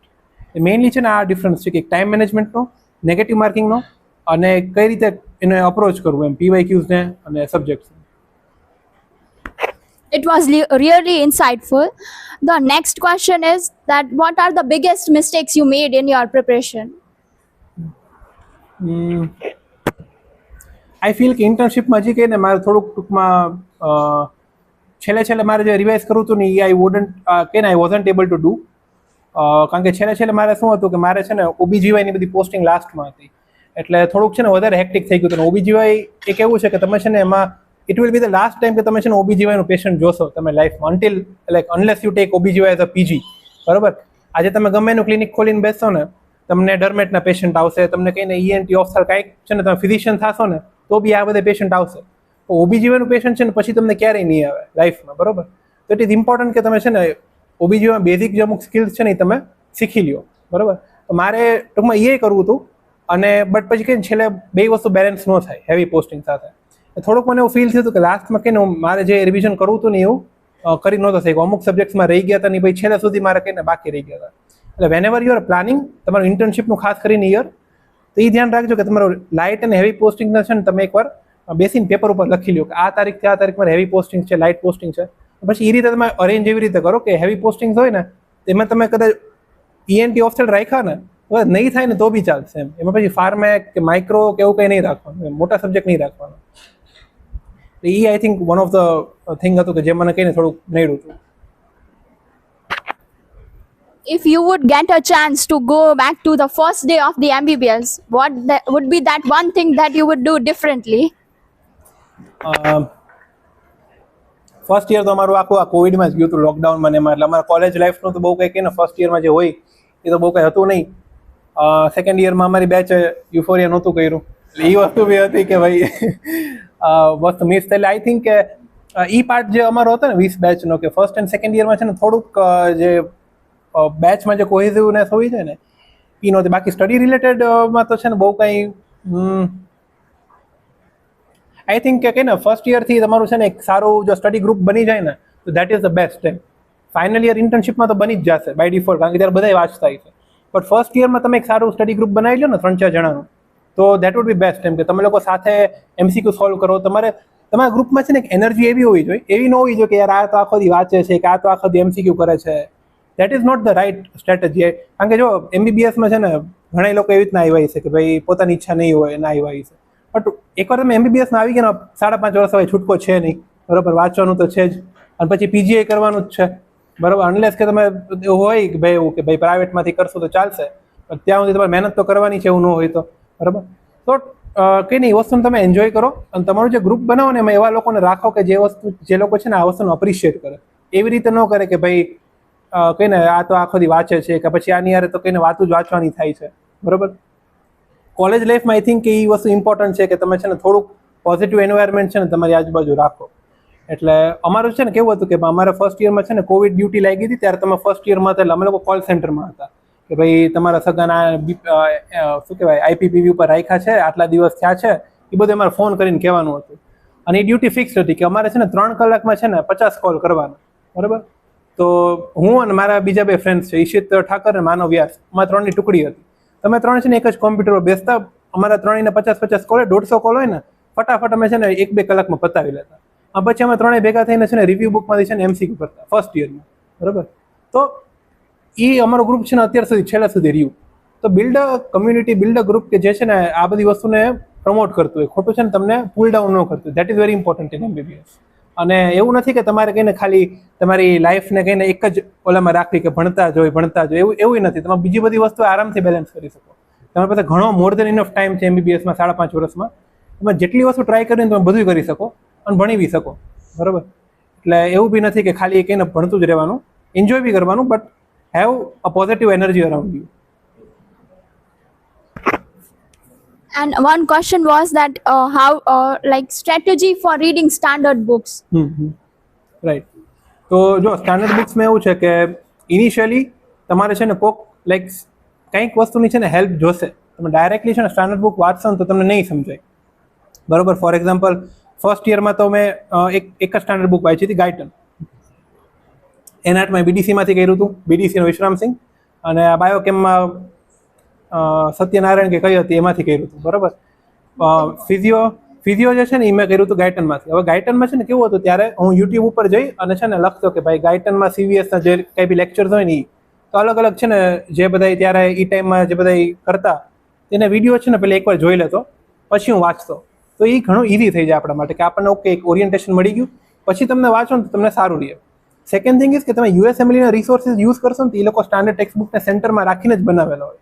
For example મેં જે રોબિન્સ વાંચવાનું ચાલુ કર્યું તેનું પેથોમાં કરતો. તો પેથોમાં જે રિસોર્સ છે ને એ કેવો છે કે USMLE માટે બનાવેલો છે અને રોબિન્સના બેઝ ઉપર જ છે. રોબિન્સના જે પોઈન્ટ્સ છે ને એ લઈને છે ને પેથોમાની બુક બની છે, બરાબર. તો સૌથી પહેલાં તમારે કોઈ બી વાસ્ક્યુલાઇટિસ કરવું હોય તો પેથોમાંથી વાંચી લેવાનું, એમાંથી વિડીયો જોઈ લેવાના, અને પછી વાસ્ક્યુલાઇટિસમાં રોબિન્સમાંથી વાંચશો તો તમને ઘણું બધું છે ને ઇઝી થઈ જશે વાંચવા માટે. અને તમારી પાસે જે પોઈન્ટ્સ છે ને કે આપણે ઘણી વાર એવું હોય કે સ્ટાન્ડર્ડ બુક વાંચતા હોય તો ભેગું એક પોઈન્ટનું લિસ્ટ બનાવી કે આપણે યુનિવર્સિટીમાં શું લખવું. તે પેથોમાં છે ને એ આખું એનું પોઈન્ટનું લિસ્ટ જ છે. જેમ કે PSMમાં પાર્કનું અર્પિત છે, એવી રીતે રોબિન્સનું પેથોમાં છે. તો એ છે ને આખું લિસ્ટ જ છે. તો એ જ પછી વસ્તુ તમે છે ને યુનિવર્સિટીમાં બી રેપ્લિકેટ કરી શકો. સો સ્ટાન્ડર્ડ ટેક્સ્ટ બુક છે ને તમે ફીલ માટે વાંચો ને દેટ ઇઝ ઓકે, બટ બહુ પછી એમાં એવું ન રાખતા કે પછી આ જ વસ્તુ યુનિવર્સિટીમાં લખીશ તો મને યુનિવર્સિટીમાં સૌથી સારા માર્ક્સ આવશે, નહીં આવે, બરાબર. એ લોકો જે ઇન્ડિયન ઓથરની બુક્સ છે ને એમ જ કે ને વધારે માર્ક્સ મૂકશે, બટ ઇટ ડઝન્ટ મેટર. એમ વાંચજો તમે લોકો રોબિન્સ અને પેથોમાં જ, બરાબર. યુનિવર્સિટીના માર્ક્સ છે એ કોઈ દી ક્યાંય તમને કામ નહીં, આ માર્ક્સથી કામ નહીં હવે 1-2 વર્ષ પછી, બરાબર. હું લાઈક લાસ્ટ વીકમાં કહીને ઘણા બધી જગ્યાએ ફિઝિશિયન્સને મળવા અને એ લોકોની ક્લિનિક્સમાં કહીને શેડો કરવા ગયો કે આપણને ખબર પડે કે રેસિડન્સી પછીની લાઈફ કઈ રીતની હોય છે. તો એ નોટિસ કે કહીને એટલું બધું કાંઈ મેટર નથી કરતું. 5 years down the line, 10 years down the line તમે કઈ રીતે પેશન્ટ સાથે વાત કરો છો, તમારું ડાયગ્નોસિસ કેટલું એક્યુરેટ છે, તમારી ટ્રીટમેન્ટ કેટલી સારી છે, તમે પેશન્ટને કેટલું કમ્ફર્ટ કરી શકો છો ને એ જ વસ્તુ મેટર કરે છે પ્રાઇવેટ પ્રેક્ટિસમાં એટલીસ્ટ. એટલે ટ્રાય કે કહીને તમે જે વાંચો ને for the love of it વાંચો. ખાસ કરીને જે સ્ટાન્ડર્ડ બુક્સ છે ને તમે જો એક્ઝામ માટે વાંચશો ને તો તમે લોસ્ટ જ થઈ જશો. કારણ કે કંઈ એટલી બધી ઇન્ફોર્મેશન હશે ને તમને ખબર નહીં પડે કે આમાંથી મારે કઈ વસ્તુ ઇમ્પોર્ટન્ટ વાંચવી. એટલે સ્ટોરી બુકની જેમ વાંચો, સમજી લ્યો એકવાર. પછી યુનિવર્સિટી માટે તમે ઓલી નાની નાની બધી બુક્સ વાંચીને પાસ થઈ જાઓ, ચાલે.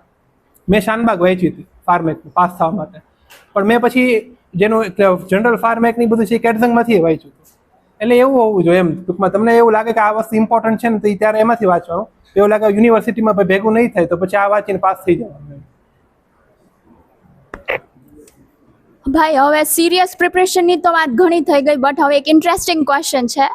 ઇન્ટર્નશિપ દરમિયાન રેસિડન્ટ્સ જ્યારે સમોસા, ભજીયા કે ચાય માટે મોકલે ત્યારે સર્વાઈવ કઈ રીતે કરવું? જઈ આવવાનું, એના ખાઈ લેવાનું, એના પૈસા મોકલે છે ને આપણને. I will tell you interesting thing. કેવું હતું કે મારે OBGYમાં ડ્યુટી હતી ને તો યુનિટ 2માં અત્યારે કોણ છે OBGYમાં? તું છો ને વાલજીભાઈ ને હરેશભાઈ ને બધા. વાલજીભાઈ અને કરણભાઈ એ બે છે ને આઈ ડોન્ટ નો કેમેરો ચાલુ છે મારે બોલવું છે કે નહીં, પણ એ લોકોને ચાની ઘણી આદત છે, બરોબર. વાલજીભાઈને તમે જ્યારે દેખાવ ને એમ કે બકા ચા લાવ્યો, બકા ચા લાવ્યો, બરોબર. એટલે ચાનું છે ને આખું યુનિટ 2માં કલ્ચર છે. એ લોકો રોજની 1000 રૂપિયાની તો ખાલી ચા જ પી જાય છે, નાસ્તો તો અલગ, બરોબર. અમારું બધાનું બિલ બન્યું હતું 10,000 15,000 at the end of the internship. એમ બધા ઇન્ટર્ન્સ ઇન્ડિવિજ્યુઅલ એમ ટોટલ 10થી વધારે બન્યું. એટલે હવે ત્યાં કંઈ નહીં કલ્ચર છે કે બધા ચા પીવે છે. અને અમારી ઇન્ટર્નશીપમાં ફેબ્રુઆરી માર્ચમાં અમારી હતી ઓબીજીવાયની, બરોબર. તો માર્ચમાં કેવું, માર્ચમાં તડકો પડવા માંડે, બપોરે અમે જાય એલઆરમાં, બરોબર, ત્યારે ચા લઈ જઈએ. હવે તડકામાં શું, વાલજીભાઈને તો હાલે ચા, એ તો હવે ગમે એટલો બહાર તડકો હોય ને 45માં તો એ ચા પી લે. પણ જે બીજા બધા બીજા રેસિડન્ટ્સ હોય, એસઆર હોય, એ લોકો પછી ના પાડી દે કે ભાઈ મારે ત્યાં તડકામાં ચા નથી પીવી, બરાબર. તો સામેથી એ લોકો માટે શેરડીનો રસ લઈ જતો, બરાબર.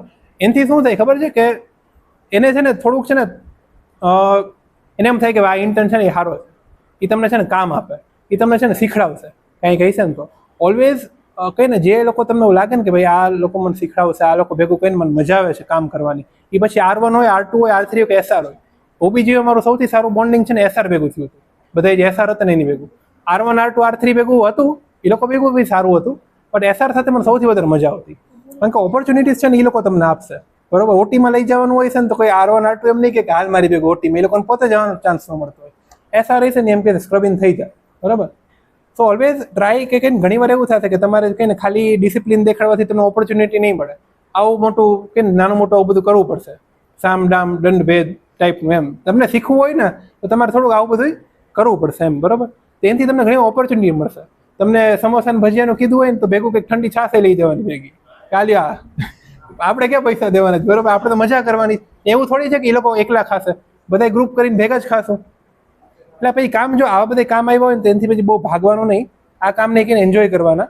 અને હેવી પોસ્ટિંગ્સમાં જ આ બધા કામ આવશે. ઈએનટી ઓફિસર વાળા તમને નહીં મોકલે તો ના પાડી દેવાની એ અમારામાં નથી આવતું, બરોબર. એટલે આ વસ્તુ તમને યાદ આવશે. પછી ઈએનટીમાં તમે ઓફિસરમાં એમ કીધું હોય છે કે ઓલી 6ઠ્ઠી લાઈન વાંચો ને 3જી લાઈન વાંચો, એ તમને યાદ નહીં આવે.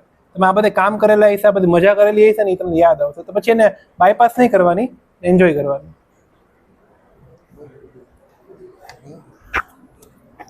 So before we conclude the session, I would like to open the floor for the audience. If anyone has any questions for Akshar bhai, feel free to raise your hand.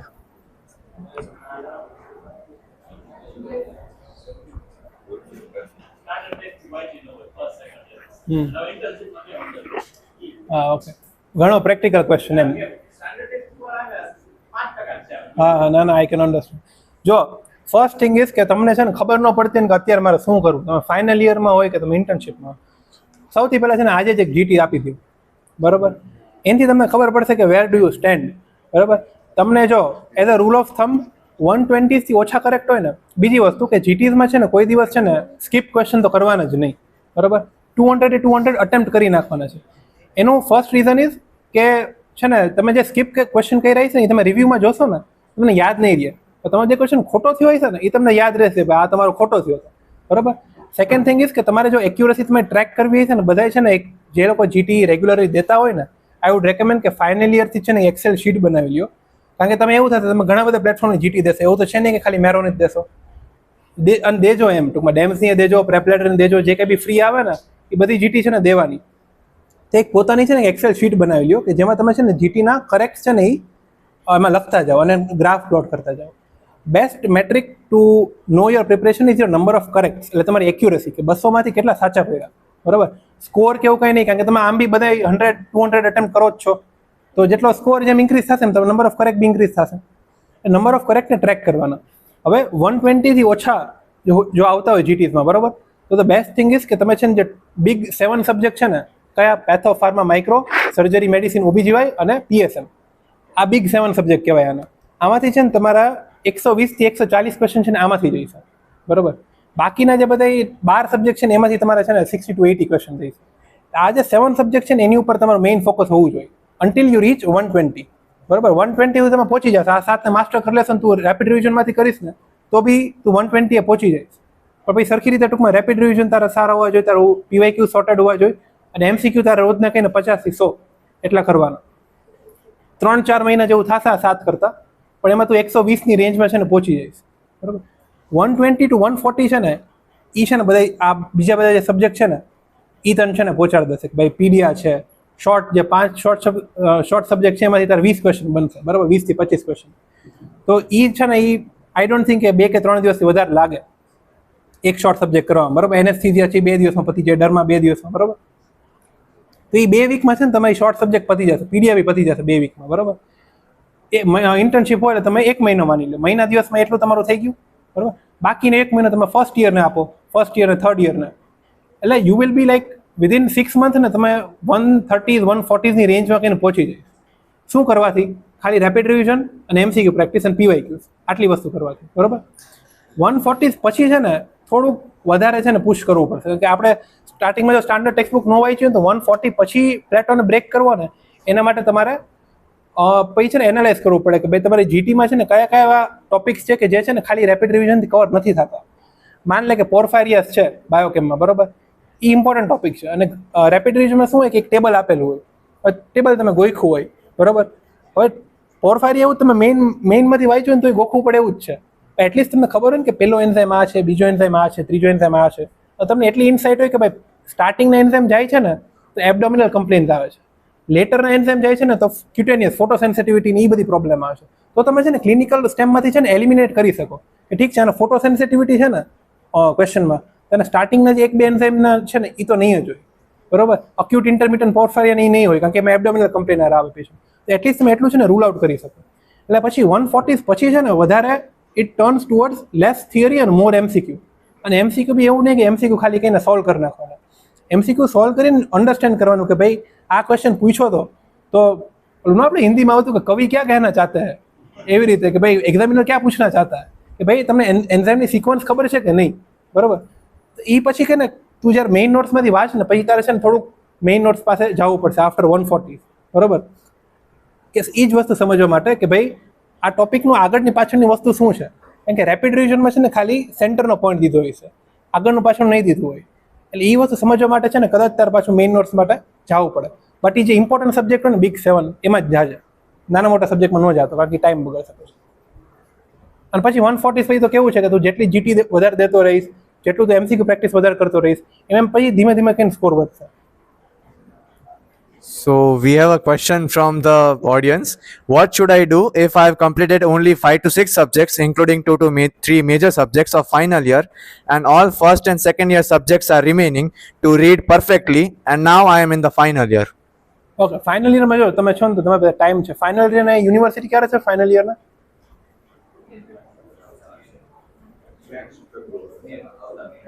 મેમાં. ઓહો, ટૂંકમાં હજી ઘણો time છે, almost 1 year છે ને. અચ્છા, તો તમારી પાસે ઘણો ટાઈમ છે. તમે ફર્સ્ટ યર કરી નાખો મેઇનમાંથી, અત્યારે ટાઈમ છે તમારી પાસે, બરાબર. એટલીસ્ટ આખું ન કરવું હોય ને તો આઈ થિંક કે બાયોકેમ કરી નાખો. એક ફિઝિયો નહીં કરો ને તો ચાલશે.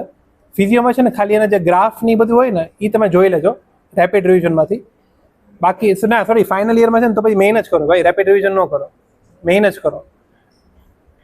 અને તમને એવું લાગતું કે ભાઈ મેઇન બહુ લાંબુ છે કે મેઇનમાં નથી થતું, એનાટોમીમાં જો એનાટોમીમાં અશ્વિની સર હવે મેરોમાં આવી ગયા. મેં એમ કીધું હતું કે ફર્સ્ટ યરમાં કહીને ટૂંકમાં મેરો બેસ્ટ છે, પણ આઈ થિંક હજી એને મેઇન વિડીયોમાં અશ્વિની સર નથી કે આવી ગયા છે, મેઇનમાં આવી ગયા છે. હા બસ, તો પછી કંઈ જ કરજો, કારણ કે મારા ટાઈમે નહોતા તો મેં એમાં ત્યારે ઈ ગુરુકુલમાંથી કર્યું હતું. એટલે અશ્વિની સર પાસેથી તમે એનાટ કરશો ને તમને છે ને બહુ ઘણું ટૂંકમાં યાદ રહેશે એમ. એ best, one of the best faculty છે. એટલે એનાટ કરી લેજો, બાયોકેમ કરી લેજો, આ બે તો કરી જ લેજો. ફિઝિયોને એવું રાખજો કે ટાઈમ હોય તો કરવાનું, બાકી નહીં કરો તો ચાલશે. બીજું કઈ પાર્ટ હતું ક્વેશ્ચનનો મિસિંગ કેવું કંઈ? ના. So the next question is, હું છે ને ફાઇનલ યરમાં છું, હજુ ઘણું બાકી છે, ધીમે ધીમે કરું છું, બટ જેમ સબ્જેક્ટ કરું છું એમ ભૂલાતું પણ જાય છે ધીમે ધીમે. તો શું તમારે પણ આવું થતું? અને this is the first part. અને second part is something interesting. અને મિત્રો સાથે દિવસમાં 1 કલાક ચા પીવા બેસવું સારું છે કે ખરાબ? જો આમાં કેવું છે કે ભૂલાતું જાય ને એ તો નોર્મલ છે, બરોબર. એ તમે મેઇન તમારું જે મેં તમને ન કીધું કે ફાઇનલ યર સુધી મેઇન નોટ્સ જ કરવાની છે, રિવિઝન નોટ્સ નથી કરવાની. તો ફાઇનલ યરના એન્ડે છે ને તમને એવું લાગે ને કે મને આમ આવડે છે બધું પણ મને યાદ નથી, that is the best situation to be in, બરોબર. હું બી ત્યારે ત્યાં જ હતો કે ભાઈ ખબર છે બધું કે ભાઈ આવું હોય, કોઈક મને પકડીને વેલ્યુ પૂછી લે ને કે ભાઈ આની શું વેલ્યુ છે, કે પછી આ કયું એન્ઝાઇમનું નામ છે, તે ન આવડે. કારણ કે એ વસ્તુ છે ને એવી છે કે રિવિઝનથી જ આવશે. તમારું જે ફાઇનલ યર સુધીનું રીડ છે ને ખાલી બધી વસ્તુ સમજવા માટે નથી, યાદ રાખવા માટે નથી. યાદ રાખવા માટે ઇન્ટર્નશીપનો જે ટાઈમ છે ને, અને ઇન્ટર્નશીપનો બી નહીં, ઇન્ટર્નશીપના જે છેલ્લા 6 મહિના છે ને કે જ્યારે BTR કરવાનું હોય, દેટ ઇઝ ધ ટાઈમ કે જ્યારે તમારે છે ને બધું એક્ટિવલી યાદ કરવાનું થશે. ત્યારે તમારે સ્ટીકી નોટ બનાવીને બધે ચોંટાડવાની થશે, ત્યારે તમારે 20th નોટબુક બનાવવાની થશે, એ વસ્તુ રિવાઇઝ કરવાની થશે, બરાબર. તો એ ટાઈમ છે ને ત્યારે છે. ફાઇનલ યર સુધી તમારું મેઇન એ જોવું જોઈએ કે ભાઈ મને બધું આમ ટૂંકમાં સમજાય છે, મને ખબર છે કે ભાઈ બ્લીડિંગ થશે ને કોકને, બરોબર, એની હાર્ટ રેટ વધશે ને બીપી ઘટી જશે. શોકમાં એનું પહેલાં પલ્સ પ્રેશર ઘટશે, પછી એનો બીપી ઘટશે, એનો હાર્ટ રેટ છે વધી જશે, યુરિન આઉટપુટ છે ઘટી જશે. આટલો તમને કન્સેપ્ટ ક્લિયર હોય ને શોકમાં, હાઇપોવોલેમિક શોકમાં, ત્યારે ઓકે, બરાબર. પછી હવે કેટલા % બ્લડ લોસ થાય, કેટલા ml બ્લડ લોસ થાય, કયા કયા સ્ટેજ છે, એ બધું તો તમે વાંચ્યું હશે તો બી તમે ભૂલાઈ જશે. એ પછી ઇન્ટર્નશિપમાં લાસ્ટમાં કહીને એ બધી વસ્તુ કરવાની. એટલે એ એક વસ્તુ કહીને જો ઇન્ટ્રોસ્પેક્ટ થાય ને તો એ એક કરજો કે ભાઈ મને કન્સેપ્ટ તમારે ક્લિયર છે ને, યાદ ન હોય તો કાંઈ નહીં, કન્સેપ્ટ તો ક્લિયર છે ને. રહી વાત ચાની, તો અગેન કે ડિપેન્ડ તમારું ફ્રેન્ડ સર્કલ કેવું છે. સારું હોય તમે ચાની ટપરી ઉપર ક્વિઝિંગ કરતા હોય એકબીજાને કે ચાલ ભાઈ તું કે શું છે ભાઈ નેક્સ્ટ લાઇન ઓફ મેનેજમેન્ટ આ કન્ડિશનની, કે સ્ક્લેરોડરમાં કયા એન્ટીબોડી હોય, તો 1 કલાક નહીં 2 કલાક બેસો, બરાબર. તમારો ગ્રુપ સર્કલ એવું હોય કે આડી ઓડી વાતો કરતું હોય, તમને થોડુંક કહીને પર્સનલી તમને એવું લાગે કે ભાઈ આ ગ્રુપ સર્કલ મને થોડું કુલ ડાઉન કરે છે, 1 વર્ષ માટે કટ કરી શકો એમ. આઈ થિંક તમારા સારા માટે છે. જો ઇન્ટર્નશિપમાં અને ફાઇનલ યરમાં જો થોડુંક તમે ડિસિપ્લિન રાખો તો તમારા ટૂંકમાં સારા માટે છે એમ. પછી પાછું તમે બધાય સારો રેન્ક લઈ આવો અને ભાઈ કે ને ચાની ટપરી ઉપર ફરીથી કહીને ભેગા થાવ, વાતો કરો, નો હાર્મ ઇન ધેટ. બટ 1 વર્ષ માટે આ બધું થોડુંક ઓછું હોય તો સારું. How to keep going when you just don't want to do anything? Like after so much of burnout, you feel like you are not at your 100% capacity, but you still stop to try. Even when your half mind is telling you do it, but other one is telling just scrolling. એટલે છે ને આવા દિવસો છે ને બધાની પ્રિપરેશનમાં આવશે, ખાસ કરીને ઇન્ટર્નશિપમાં તો બહુ જ આવશે, બરોબર. કે જ્યારે યુ ફીલ કે યાર નથી કરવું, આજે મગજમાં કંઈક જાતું જ નથી, તમે પેસિવલી ટ્રાય કરશો કે ભાઈ હું ખાલી કંઈક વિડીયો જોઈ લઉં, કે હું કહીને ખાલી પેજીસ ફ્લિપ થ્રુ કરું, બટ તો બી તમને એમ થાય કે નથી મગજમાં જાતું. મારે એવું છે ને એવરી મંથ છે ને 2-3 દિવસ એવું થતું. હું એને છે ને PMS કહેતો, પરેશાન મેન સિન્ડ્રોમ, બરોબર. એ છે ને મહિનામાં મારે 2-3 વાર એવું થતું જ કે યાર નથી, મને જ નથી થતું કંઈ કરવાનું, ત્યારે મૂકી દેવાનું. That is the best advice. તમે જેટલું એને સ્ટ્રેચ કરશો ને એટલું તમારે ફ્રસ્ટ્રેશન જ થશે. ત્યારે તમારી કાંઈ બી હોબી હોય, તમને એવું લાગે કે ભાઈ આ વસ્તુ મારા ફ્રી ટાઈમમાં કરવાનું મને ગમશે, બરાબર, વોકિંગમાં જઈ આવો, અથવા તો કાંઈ બી તમને ટૂંકમાં કાંઈ મન ન થાય ને તો સૂઈ જાઓ, દેટ ઇઝ ધ બેસ્ટ, બરાબર. એ 1 કે 2 દિવસ તમે છે ને રિલેક્સ રહેશો ને થોડાક, બીજા દિવસે તમને અંદરથી જ એમ થશે કે ના હવે હું કહીને પાછું વાંચવાનું ચાલુ કરી દઉં. અને એમાં જો તમારું ગ્રુપ સર્કલ સારું હોય છે ને તો તમને એમ થશે કે યાર આ લોકો વાંચે છે ને તો લાવ હું એ કહીને ચાલુ કરી દઉં, ભલે ધીમે ધીમે સ્ટાર્ટ કરી દઉં એમ. પણ એ વચ્ચે 1-2 દિવસનો બ્રેક લેવો ને, દેટ ઇઝ વેરી ઇમ્પોર્ટન્ટ. ખોટું સ્ટ્રેચ નહીં કરતા એમ એની વસ્તુ. પેથો માઇક્રો ફાર્મેકની મેઇન નોટ્સ ફાઇનલ યરમાં એન્ડ સુધી કમ્પ્લીટ ન થાય તો ઇન્ટર્નશિપમાં ડાયરેક્ટ RR કરી શકાય? નો થયો તો એ જ હવે કહીને ઓલું છે, જો મેઇન નોટ્સ ઇન્ટર્નશિપમાં કરાય જ નહીં, that is what I feel. Unless કે સાવ કહીને તમારું પેથો કહીને સાવ આમ એવું હોય કે તમારે ભાઈ 20 ક્વેશ્ચન પૂછાતા હોય ને તો 3-4 ક્વેશ્ચન સાચા પડતા હોય, બરાબર, તો કંઈ છૂટકો નથી, કારણ કે પેથો છે ઇમ્પોર્ટન્ટ સબ્જેક્ટ છે, બરાબર. એટલે ધ થિંગ ઇઝ કે નો કરો તો સારું, રેપિડ રિવિઝનથી છે ને થઈ જાય. લાઈક 20 ક્વેશ્ચન્સમાંથી you can easily answer 14 to 15 question from rapid revision, બરાબર. એટલે એવું નથી કે નો થાય, બટ રેપિડ રિવિઝન એ જે કે ને મેઇન છે કે તમે છે ને પ્લેટો એક આવી જશો if you not done the main content, બરાબર. બટ હવે નથી કર્યું તો that's the only best option એમ. હવે ટ્રાય જ કરીને આપણે એ રીતે ટ્રાયજમાં હવે રેપિડ રિવિઝન છે એ જ વસ્તુ બેસ્ટ છે એમ, કે એ જ વસ્તુ તમે ફોલો કરો તો સારું ઇન્ટર્નશિપમાં.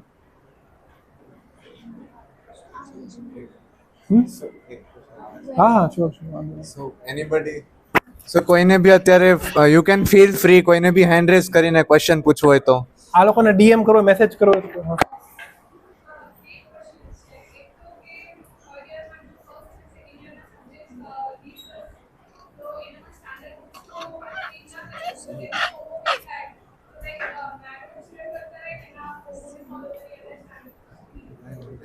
ના જો 3rd યરમાં છે ને ફાઇનલ યરની સ્ટાન્ડર્ડ બુક કરવી હોય તો કરાય, but I would not recommend કે 1st and 2nd યરની standard book હવે 3rd યરમાં કરો.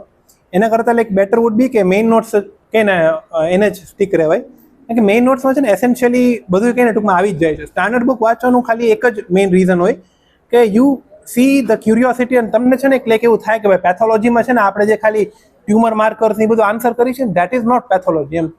તમારામાં જો કોઈ રોબિન્સ વાંચી હશે ને તો it's a beautifully written book એમ. એમાં ઘણા બધા કોટ્સ છે, એમાં ઘણું બધું સારી એનાલોજી છે, તો એ સબ્જેક્ટ માટે છે ને તમને એક રિસ્પેક્ટ બી થશે. You will not see pathology as just like 20 question in a NEET PG, you will see pathology as a proper subject M.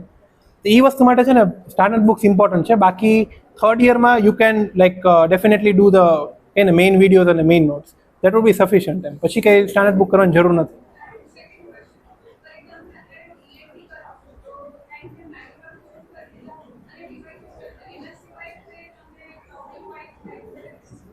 I think that sufficient એમ. ક્વેશ્ચન બેંક ધારો કે કમ્પ્લીટ હોય અને પીવાયક્યુઝ થઈ ગયા હોય તો દેટ સફિશિયન્ટ એમ. પછી ઈએનટી જેવા સબ્જેક્ટમાં આઈ વુડન્ટ રેકમેન્ડ કે મેરોની બહાર જઈને તું છે ને ક્વેશ્ચન અમુક કર, બરાબર. આજે કદાચ સર્જરી અને સર્જરીમાં બી આખા ટોપિકમાં નહીં, અમુક સ્પેસિફિક પાર્ટ હોય સર્જરીનો કે જે વારે ઘણી રિપીટેડલી આસ્ક થતો હોય, એમાં તને એવું લાગે કે ભાઈ મેં મેરોના ક્વેશ્ચન કરી લીધા, પીવાયક્યુ કરી લીધા, પણ હજી મારા ટોપિક્સ ઉપર થોડા ક્વેશ્ચન જે પ્રેક્ટિસ કરવા છે તો એઆઈને યુઝ કરી શકે. ચેટ જીપીટી, જેમિનાઈ, ક્લોડ, આ 3 છે ને બેસ્ટ છે ક્વેશ્ચન્સ બનાવવા માટે. તારો જેટલો કન્ટેન્ટ હોય ને એનો ફોટો પાડીને અપલોડ કરવાનો અને કહેવાનું કે મને છે ને આ ટાઈપના ક્વેશ્ચન્સ ક્લિનિકલ સ્ટેમવાળા બનાવીને આપો. દેટ્સ બેસ્ટ એમ. બટ ઈએનટીમાં એવું ન કરાય એમ. જે ઇમ્પોર્ટન્ટ સબ્જેક્ટ્સ હોય ને એમાં કરી શકે. અત્યારે ઇન્ટર્નશિપમાં છું અને લાઈક મારા ફાઇનલ યરના જે માઇનર્સ છે ઓર્ડરમાં સાયકી એવા બધા બી બાકી છે જોવાના મેઇન વિડીયોઝ, અને ફર્સ્ટ સેકન્ડ યરના બી મેઇન વિડીયોઝ બાકી છે. તો લાઈક હવે અમારે ઇન્ટર્નશિપમાં મેઇન વિડીયોઝ જોવાના કે ડાયરેક્ટ ડીચ કરી નાખ મેઇન વિડીયો. હવે કંઈ જરૂર નથી ઇન્ટર્નશિપમાં ખાલી ને ખાલી રિવિઝન વિડીયો જ કરવા. જેમ કીધું કે ફાર્મા અને બધા ઇમ્પોર્ટન્ટ છે ને એમાં બી પછી રિવિઝન વિડીયો સફિશિયન્ટ થાય ત્યારે જો અમે કરીએ. એટલે જો મેઇન વિડીયોઝ કરવા માટે કરી શકો, બટ પછી કેવું થાય કે ફાર્માના મેઇન વિડીયોઝ કરવામાં છે ને પછી પીએસએમ છે, સર્જરી છે, મેડિસિન છે, એ બધામાં છે ને ટાઈમ, કારણ કે જો ટાઈમ તો લિમિટેડ છે ઇન્ટર્નશિપમાં. Already we are doing duties, બરાબર. એટલે આમ જોવા જતાં આપણે 1 વર્ષ નથી, 6 મહિના જ છે, બરાબર. એટલે પછી એમાં કહીને મેઇન વિડીયોઝ કરવું ને that would not be a good idea. તને જો રીઝન કહું, માન લે 20 ક્વેશ્ચન આવે છે ફાર્મેકમાં, તું રિવિઝન વિડીયો કરીશ ને તો તારે 14 સાચા પડી જશે, 15 સાચા પડી જશે, બરાબર. મેઇન કહી રહી છે ને તો તારે 18 to 19 સાચા પડશે, બરાબર. તને એ 3-4 ક્વેશ્ચન્સનો બેનિફિટ થયો એમાં, બટ તારો ટાઈમ કેટલો લાગ્યો? Main videos are 4 to 5 times longer as compare to revision source, બરાબર. તો એટલી વારમાં તારે 4 કે 5 ફાર્મેક જેવડા જ મોટા સબ્જેક્ટ થઈ ગયા હોય, બરાબર. અને એમાં તું કહીને લાઈક 10-12 ક્વેશ્ચન્સથી 15-16 ક્વેશ્ચન સુધી પહોંચી જાય, તો that is a better deal એમ.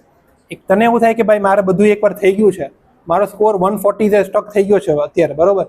અને ધ રીઝન ઇઝ કે I have not done the main video. પછી છે ને રેટ્રોસ્પેક્ટિવલી તને જે ટોપિકમાં લાગે ને કે ભાઈ આ ટોપિક છે ને, જો મને ઘણા એ લોકો એમ ટૂંકમાં કીધું છે કે ભાઈ મારું ફાર્મેક વીક છે. ફાર્મેક કોઈનું વીક ન હોય. વીક શું હોય હું તને કહું, એન્ટી માઇક્રોબિયલ્સ વીક હોય, પછી ઓલા સાયકેટ્રીના ડ્રગ્સ છે વીક હોય, એનેસ્થેસિયાના ડ્રગ હોય વીક હોય, એન્ટી કેન્સર વીક હોય. એ જે બધા ડ્રગ્સ હોય ને એ બધાને વીક જ હોય, બરાબર. પણ લોકોને શું થાય કે ભાઈ મારું ફાર્મેક વીક છે. સીવીએસ અને એ બધા ડ્રગ યુઝ્યુઅલી લોકોને યાદ હોય, એ લોકો ભૂલાય નહીં. જનરલ ફાર્મા એ બધાનું સ્ટ્રોંગ હોય. પછી તને એવું લાગે ને કે ભાઈ મારો આ ટોપિક વીક છે, તો સિલેક્ટિવલી જ છે ને પછી મેઇન વિડીયોમાંથી કરવાનું, બરાબર. કારણ કે ઇન્ટર્નશિપમાં આઈ વુડન્ટ રેકમેન્ડ કે આખો A to Z છે ને તમે કોઈ બી સબ્જેક્ટ મેઇન વિડીયોમાંથી કરો, ઘણો ટાઈમ બગડશે. So just a small announcement, અમે જે પોસ્ટર ગ્રુપ્સમાં ફોરવર્ડ કર્યું હતું એની હારે એક નંબર બી મોકલ્યા હતા. તો if you have any doubts you can also DM in that number. So હજી એક ક્વેશ્ચન છે, how to have experience of CBT in preparation and what to do if I am stuck in 2-digit score in GT to boost up to 3-digit in final year itself. જો મેં કીધું એમ કે final year is not the time to optimise your score, બરાબર. છતાંય તમને હોય તો હું કહીશ શું કરવું. બટ સીબીટી છે ને ડેમ્સ વાળાની છે ને હોય છે સીબીટી, એ લોકો કહીને કન્ડક્ટ કરાવતા હોય છે નીટ પીજી પહેલાં ને નહીં પહેલાં. તો એ તો આઈ થિંક કે બધાએ છે ને એનરોલ કરાવી જ નાખવું. જો હું મારા સિનિયર્સ ભેગો સીબીટી દેવા જતો, એ લોકોની નીટ હતી ને ત્યારે હું તો હજી કેમાં ફાઇનલ યરમાં આવીશ, તો એ મેં એનરોલ કરાવ્યું હતું સીબીટીમાં, just to take a feel of it, બરાબર.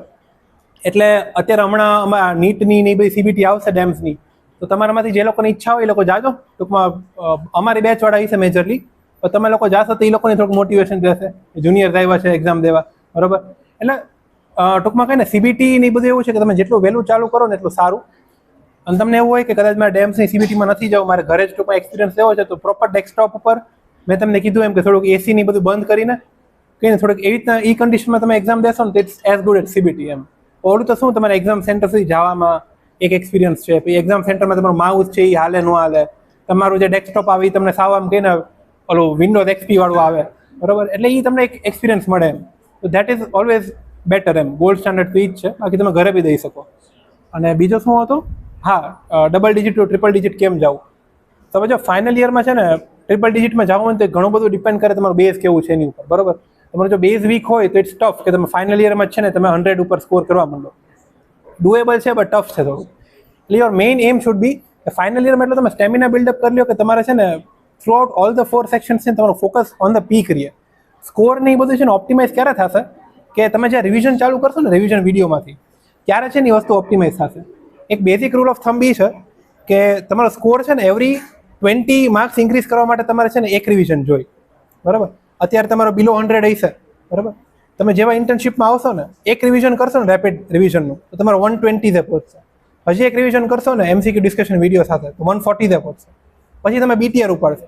BTR લેવાનો છે ને બેસ્ટ ટાઈમ છે ને જ્યારે તમારો સ્કોર છે ને 130 to 140 હોય ને that is the best time to switch to BTR.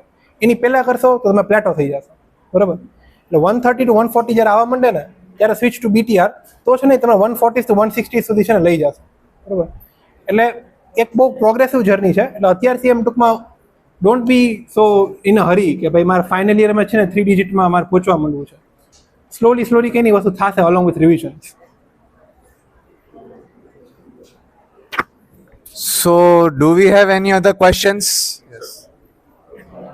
હવે વીક્સમાં તમે કે ઓફ લેતા હતા કે આ વીક છે તો કે સન્ડે હું ઓછું વાંચો એવી રીતે કે સન્ડે બી same intensity same potential cover કરતા હતા. એટલે જો બિંગ અ લોકલાઇટ કહીને કેવું છે કે ભાઈ સન્ડેના આમ બી કહીને ફેમિલી વાળા બધા ઘરે હોય એટલે you tend to have a lighter day on Sunday. બાકી ઇન્ટર્નશીપમાં તો કેવું થાય કે ઇન્ટર્નશીપમાં તો કંઈ તમને ઓફ ડેઝ મળતા જ હોય. ઇન્ટર્નશીપમાં પછી એવું ટૂંકમાં નહીં રાખવાનું કે ભાઈ સન્ડેને હું થોડોક લાઇટ ડે રાખીશ. એમ તમને આખો વીક કામ કર્યું હોય એ તમને માંડે કેવું જોઈએ ઘણી વાર કે સન્ડે એક જ દિવસ મેળો હોય વાંચવા માટે તો ભાઈ ત્યારે વાંચી લેવાનું એમ. તમારી સ્ટડી અવર્સ કેટલી હતી? સપોઝ કે આખો દિવસ ફ્રી હોય તમે તો ઇન્ટર્નશીપમાં? અચ્છા. આખો દિવસ ફ્રી છો ઇન્ટર્નશીપની ડ્યુટી નથી તો કેટલું વાંચો? એટલે મારું કહીને કેવું હતું કે I was a morning person તો હું સવારે કહીને મને ફાવતું વધારે વાંચવું એમ. તો મેજોરિટી મારું ટૂંકમાં રીડિંગ છે ને એ સવારે જ રેપઅપ કરી નાખતો like till 1 or 2 in the afternoon. એમાં કંઈ નહીં મારું મેઇન જે કંઈ ને સેશન હોય ને પછી બપોરે પછી સાંજે બી વાંચવાનું હોય પણ એ બધું થોડુંક પેસિવ હોય એમ. તો સવારે તમે લાઈક એટલીસ્ટ 5-6 hours વાંચી લ્યો ને તો દેટ ઇઝ લાઈક મારા માટે એવું હતું સવારે 5-6 કલાક વાંચતો ને તો હું 8-10 કલાક હું પ્રોડક્ટિવિટીમાં રાખી શકતો. એટલે એ બધાને હું ટૂંકમાં અલગ અલગ કોઈક નાઇટ પર્સન હોય તો કોઈકને રાત્રે કહીને અનઇન્ટરપ્ટેડ ટાઈમ મળતો હોય 4-5 કલાકનો તો ધેટ વર્ક ફોર ધેમ. એટલે તારું સ્ટડી અવર્સ છે ને લાઈક 6 to 8 તો મિનિમમ હોવી જ જોઈએ થ્રુ આઉટ ટાઈમ. અને પછી જ્યારે એક્ઝામ નજીક આવે ને ત્યારે લાસ્ટ મંથ હતો અમારું ગ્રેજ્યુએશન એ બધું પૈતું 12 એપ્રિલે, બરોબર. પછી જે લાસ્ટ મંથ હતો એમાં લાઈક 10-12 આવર સુધી પુશ કરવું પડે એમ. એટલે લાસ્ટમાં you can't have that philosophy કે હું વર્ક લાઈફ બેલેન્સ રાખવું એમ. છેલ્લો 1 મહિનો હોય તો you need to go all in. એમાં પછી ત્યારે વધારવું પડે. એવું મોસ્ટલી થતું હોય સપોઝ કે સ્ટાર્ટિંગમાં જોશ સાજો પોટેન્શિયલ સાજો હોય તો 12 અવર ખેંચી નાખે પછી સપોઝ કે 10 દિવસમાં પછી 1-2 દિવસની ઇન્ટેન્સિટી થઈ જાય તો ચાલે. જો ઓછું રાખવું એવું ન કરે પહેલેથી ઓછું એવું કહીને આપણે મગજમાં વિચાર કે હું પહેલેથી ઓછું રાખીશ તો લાંબો એવું નહીં વિચારવાનું. સ્ટાર્ટિંગ તમને એવું લાગતું ને કે આજે હું 12 કલાક વાંચી શકીશ તો 12 કલાક એ દિવસે વાંચી લેવાનું. એ તમને એવું થાય કે હવે બીજા દિવસો નથી વાંચી શકતો ત્યારે પુશ કરવાનું. એવું તો સ્ટાર્ટિંગથી એમ રાખીશ ને કે ભાઈ હું 1 મહિનો મારે વાંચું છું રોજ 6 કલાક વાંચીશ તો તું 2 દિવસથી 6 કલાક વાંચીશ પછી ત્રીજા દિવસે તને એમ જ થશે કે હવે મારે બ્રેક લેવો છે. એના કરતાં 2 દિવસ 12 કલાક વાંચીને પછી બ્રેક લેવો વધારે સારું એમ. આપણે ટૂંકમાં કહીએ ને જ્યારે અંદરથી એવું ફીલ આવ્યું હોય ને કે આજ ભાઈ વાંચવાનું મૂડ છે આજ ભાઈ ખેંચાય એમ છે મારાથી ત્યારે પછી ખેંચી લેવાનું. તમે ઇન્ટર્નશિપમાં તમારી કોઈ હોબીઝ પરસ્યુ કરી હોય કે ચાલુ ઇન્ટર્નશિપમાં કરતો એવું નથી કે સાવ એમ મેં આ બધું મારું યુટ્યુબ ને ઇન્સ્ટા ઉપર બધું રીલ્સ બનાવવાનું મેં ઇન્ટર્નશિપમાં જ કર્યું હતું. બટ એ છે કે એ ફ્રી ટાઈમમાં હું કરતો એમ બહુ આમ એને ડેડિકેટેડલી ટાઈમ ન આપતો. મને વીકેન્ડમાં સેટરડે સન્ડે એવું મળે ને ત્યારે ક્યારે 3-4 રીલ શૂટ કરી નાખતો અને પછી હું અપલોડ કરતો. બાકી ઇન્ટર્નશિપમાં આઈ વુડ એડવાઇસ કે ભાઈ જેટલું કહીને સ્ટડીઝ અને ડ્યુટીઝ આ બે જ વસ્તુ રાખો ને લાઈફમાં એટલું વધારે સારું. ફાઇનલ યર સુધી તમે બહુ ઘણું બધું કર્યું છે. ટૂંકમાં ફાઇનલ યર સુધી તમે બધું કરી શકો, વાંચી બી શકો, મજા બી કરી શકો, સોશિયલાઇઝ બી કરી શકો, બધું કરી શકો. પણ ઇન્ટર્નશિપમાં ટ્રાય કે કહીને તમારું સ્ટડીઝ ફર્સ્ટ પ્રાયોરિટી હોવી જોઈએ, તમારી ડ્યુટીઝ અને ક્લિનિકલ લર્નિંગ સેકન્ડ પ્રાયોરિટી હોવી જોઈએ અને બાકી તમારો ફેમિલી ટાઈમની જે કંઈ બી હોય એ બધું થર્ડ પ્રાયોરિટી હોવી જોઈએ. તમારા માટે તમારા કલીગ્સને જોઈને કે તમારા સિનિયર જુનિયર્સને ગમે એને જોઈને કે આ મસ્ટ ડુ છે ઇન્ટર્નશિપ અને આ મસ્ટ નોટ છે એ તમારા સ્પેસિફિક બે દેવા હોય. મસ્ટ નોટ છે ને તમારે કોઈ ઇન્ટર્ન સાથે છે ને બહુ આમ ટોક્સિક ન રહેતા સ્ટાર્ટિંગથી, કારણ કે એ લોકો સાથે તમારે આખું વર્ષ કામ કરવાનું છે, બરાબર.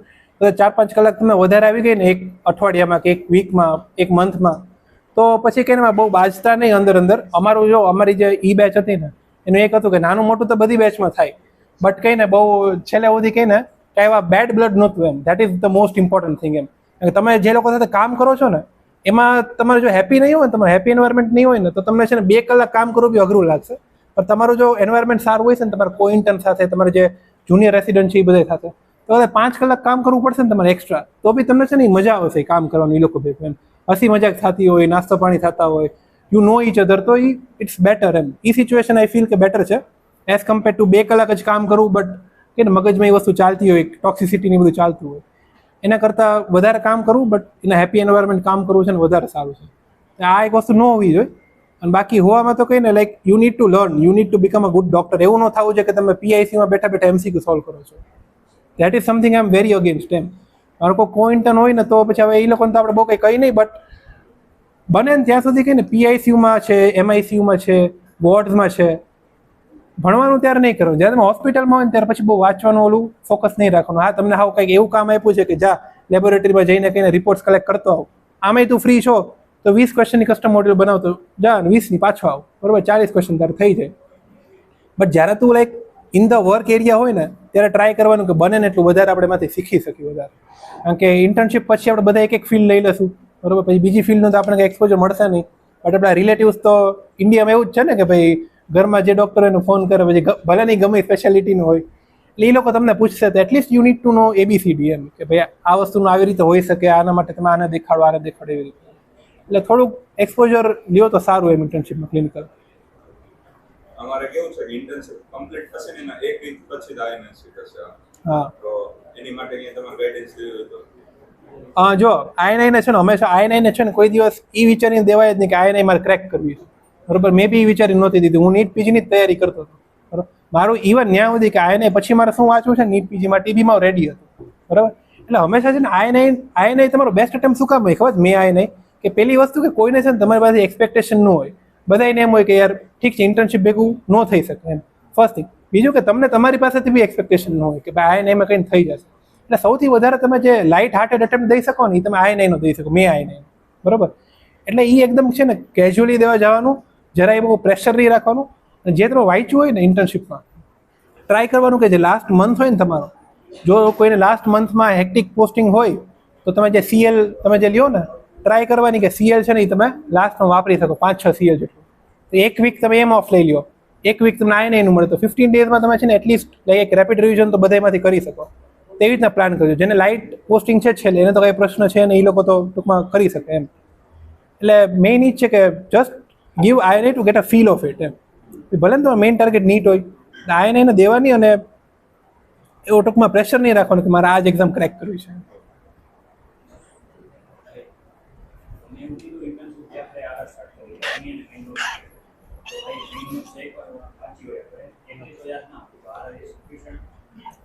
જો હું તને એક એક્ઝામ્પલ દઉં, ECG તું વાંચવા બેઠો, બરોબર. હવે ECGમાં મેઇન નોટ્સમાં છે ને આખું 2 કે 3 ચેપ્ટર હશે, ECG 1, ECG 2 એવી, બરોબર. તેમાં શું હોય છે કે એમાં તને છે ને આખું સમજાવ્યું છે કે P વેવ, P વેવ ઉપર 2 પાના હશે કે P વેવ શું કામ બને છે, બરોબર, એનું શું કામ પોઝિટિવ ડિફ્લેક્શન છે, એની એક્સિસ કઈ રીતની છે, P માઇટ્રેલ શું છે, P પલ્મનેલ શું છે, ઇન્વર્ટેડ P વેવ ક્યારે જોવા મળે, બરોબર. P વેવ ઉપર બધું છે ને આખું 2 પેજમાં લખેલું હોય છે. હવે એકવાર વાંચી લીધું તો સમજી લીધું, બરોબર. હવે તું જે રિવિઝન નોટ્સ લઈશ ને ઈચ સબ્જેક્ટની, એમાં શું હોય છે, એમાં એક ટેબલ હોય છે કે P વેવ, પછી P પલ્મનેલ, એ પલ્મનેલ હાઇપરટેન્શનમાં જોવા મળે, P માઇટ્રલ છે સ્ટીનોસિસમાં જોવા મળે, બરાબર. પછી QRS કોમ્પ્લેક્સ, નેરો QRS આમાં જોવા મળશે, બ્રોડ QRS આમાં જોવા મળે. તો તને યાદ તો છેલ્લે એ જ રાખવાનું છે. MCQમાં તો તને પૂછાશે શું કે એક પેશન્ટ આવ્યું અને એનું ECG દીધું હોય છે અને એમાં P માઇટ્રલ હશે તો તારે ડાયગ્નોસિસ બનાવવાનું હોય છે. તો અંતે તારે યાદ તો શું એ ટેબલ જ રાખવાનું છે. તો ડાયરેક્ટ રેપિડ રિવિઝન કરવાનો છે ને મેઇન એ જ પ્રોબ્લેમ છે કે you need two memorise it, બરાબર.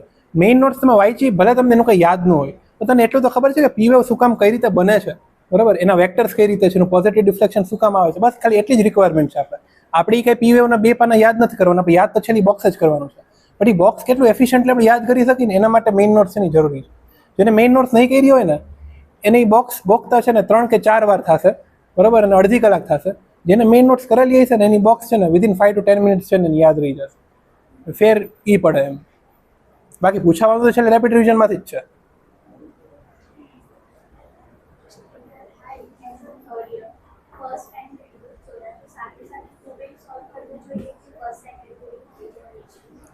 સાથે સાથે કરો તો ઇટ્સ ઓલવેઝ બેટર.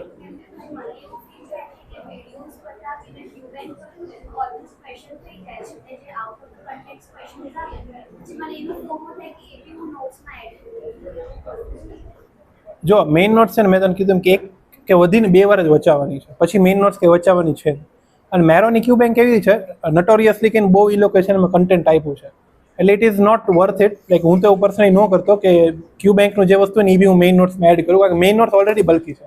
આમ બી ઇન્ટર્નશિપમાં આપણે એ પછી મૂકી જ દેવાની છે, બરોબર. એટલે ઇટ્સ બેટર કે કહીને એટલું બધું ટૂંકમાં બલ્કઅપ ન કરી મેઇન નોટ્સ. ક્યુ બેંક કરવાની ખાલી જસ્ટ ટુ નો એમ કે ભાઈ ઠીક છે, આવા ક્વેશ્ચન બી પૂછાય છે, આવી કન્ડિશન બી કંઈક છે, બરાબર.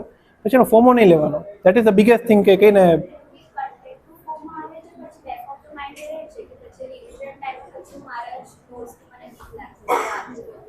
હા એટલે જ ક્યુ બેંકને છે ને એમ ઇન્ડિવિજ્યુઅલ ઓલા તરીકે યુઝ કરવાનું. એમાં જેટલા પર્સન્ટેજ આવે, બીજું ઘણા લોકો જો મેરોની સબ્જેક્ટ વાઇઝ ટેસ્ટ દેતા હોય તો એ બી બહુ અઘરી બનાવે છે એ લોકો. એમાં લાઈક 60 to 70% આવે તો બી સારું કહેવાય. એટલે મેરોનું છે ને થોડુંક જ્યારે તમે ક્વેશ્ચન કરો ને ત્યારે એક્યુરેસી ઉપર બહુ ફોકસ નહીં કરવાનું. એક્યુરેસી ક્યારે મેટર કરવી જોઈએ? જ્યારે તમે પીવાયક્યુ કરતા હોય ને ત્યારે. કે પીવાયક્યુ આર ધ ક્વેશ્ચન કે જે છે ને એકચ્યુઅલી એક્ઝામમાં પૂછાયેલા છે, એમાં તમે ટાર્ગેટ કરવું જોઈએ 80-85% એક્યુરેસી રીએ. બાકી મેરોની ક્યુ બેંક છે, મેરોની સબ્જેક્ટ વાઇઝ ટેસ્ટ છે, એ બધામાં 60-70% આવે ને દેટ્સ ગુડ ઇનફ એમ. સાથે કરવાનું. હા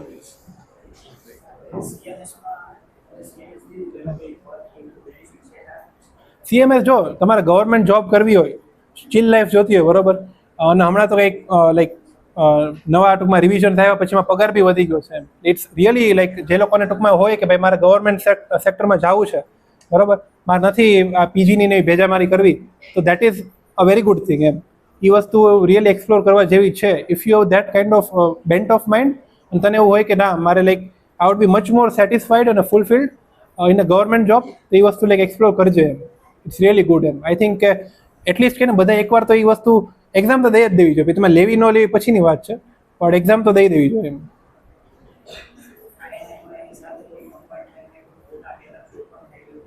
હા જો એ છે એક CMS નો બીજો બેનિફિટ કે તમે 3 વર્ષ સર્વિસ કરો ને, 3 કે 4 વર્ષનું છે, પછી માની લો કે તમારે એમ છે કે હવે મારે પીજી કરવું છે, તો એ લોકોની છે ને સ્પોન્સર્ડ સીટ્સ ઓપન થતી હોય, બરોબર.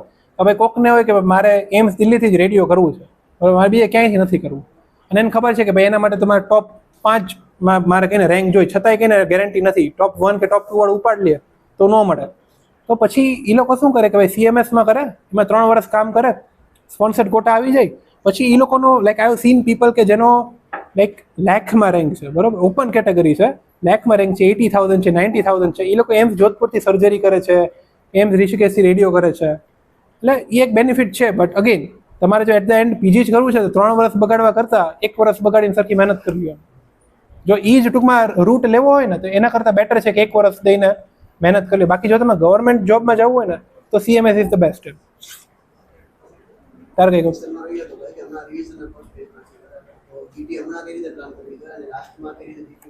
GT અચ્છા, જો ફર્સ્ટ રિવિઝન છે ને is the best time. GT દેવાની ચાલુ કર તો શું તને છે ને પ્રોગ્રેસ દેખાશે થ્રુ આઉટ યોર રિવિઝન એમ. કે ભાઈ મારા જ્યારે 3 સબ્જેક્ટ રિવાઇઝ કર્યા ત્યારે મારો સ્કોર આટલો હતો, 6 કર્યા ત્યારે આટલો થયો, 9 કર્યા ત્યારે આટલો થયો. અને ટ્રાય કે એવરી 2 કે 3 સબ્જેક્ટ પતે ને પછી તો એક GT દે. એટલે એવરી 15 ડેઝ એ GT નું કોન્સ્ટન્ટ રાખજે. એમાં ભાઈ પુશ ન કરતો એમાં 3 નથી પૈતા તો, પણ 15 ડેઝમાં ટ્રાય કરવાનું કે એટલીસ્ટ મારે 2 કે 3 સબ્જેક્ટ છે ને પતી જાય, બરાબર. હા તારે હેક્ટિક ડ્યુટી છે, હેવી ડ્યુટી છે, તો યુ કેટ તો GT તો 15 દિવસ જ દેવાની એમ. એ એમાં કંઈ ઓલું સ્લેક ઓફ ન કરતો. તારે કદાચ એક સબ્જેક્ટ પૈતો હોય તો વાંધો નહીં, GT એવરી 15 ડેઝ દેવાની જ છે. તારે 12 મહિનાની ઇન્ટર્નશિપ હોય ત્યારે 24 GT તો હોવી જ જોઈએ ટૂંકમાં એમ. પછી એવરી લાઈક 2 to 3 સબ્જેક્ટ પતે ને પછી જોવાનું કે એ સબ્જેક્ટ પહેલાં ક્યાં હતા રેન્કિંગમાં અને હવે ક્યાં આવ્યા છે. ટ્રાય એવી કરવાની કે ટોપ 5માં હોય એ 2 કે 3 સબ્જેક્ટ, બરાબર. એ જ તારી સાયકલ ફરતી રહેશે ને. હંમેશા the best metric to analyse the GT છે ને તારો જે લોએસ્ટ જે સબ્જેક્ટ છે ને એની પર્સન્ટાઇલ છે ને એ છે. જ્યારે GT સ્ટાર્ટ કરતો હોય છે ત્યારે તારો જે લોએસ્ટ સબ્જેક્ટ હશે ને એની પર્સન્ટાઇલ હશે 30-40, બરાબર. જનરલી એનેસ્થીસિયા સાયકેટ્રી એવા જ હોય બધાને, કારણ કે 5 ક્વેશ્ચન હોય, 2 ખોટા થયા તો ઉપર હોય, 3 ખોટા થયા તો નીચે હોય, બરાબર.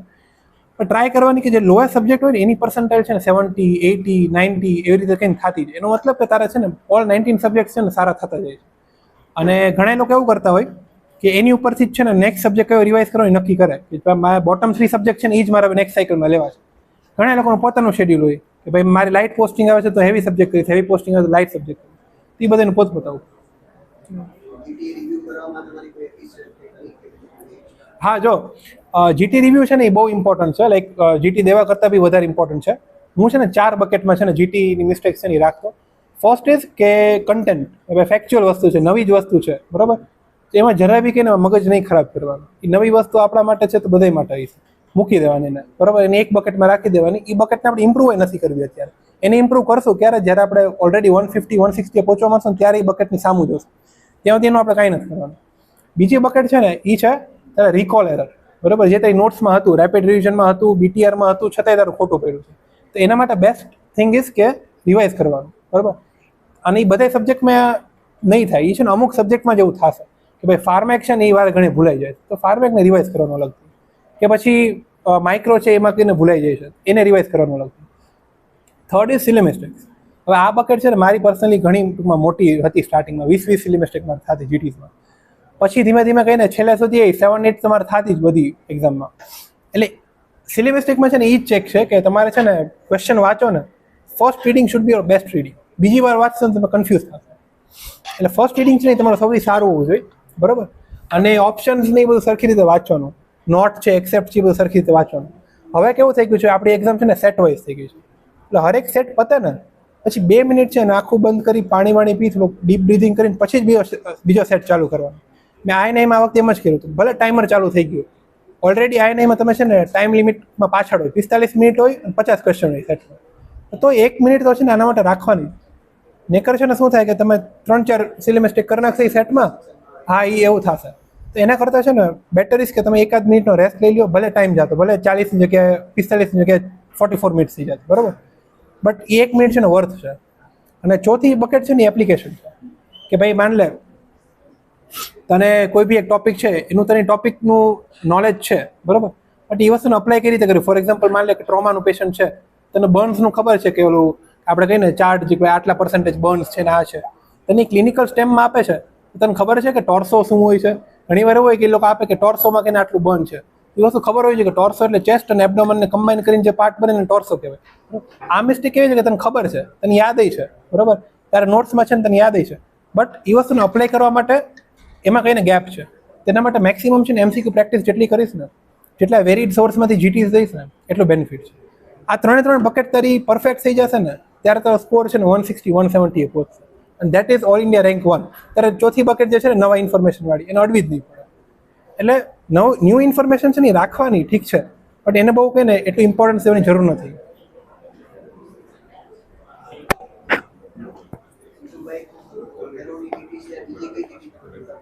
સેરીબેલમની સારી આવે છે, સેરીબેલમની ઘણી સારી હોય છે, અને પ્લસ ધ થિંગ ઇઝ કે એમાં છે ને વિડીયો સોલ્યુશન હોય છે. મેરોમાં વિડીયો સોલ્યુશન નથી હોતા. દેટ આઈ થિંક કે મેરોની GT રિવ્યૂ કરવામાં છે ને ઘણો ટાઈમ લાગે એમ, એટલું બધું એક લોકોએ એક્સપ્લેનેશન આપ્યું હોય નીચે કે એમાં ટાઈમ લાગે. સેરીબેલમની સારી હોય છે. અને કોર BTRનું એવું છે કે એ તો તમે લાસ્ટમાં દેશો, અત્યારે તો કંઈ દેવાનું ઓલું છે નહીં. સેરીબેલમ અને ડેમ્સની બી સારી હોય છે બે.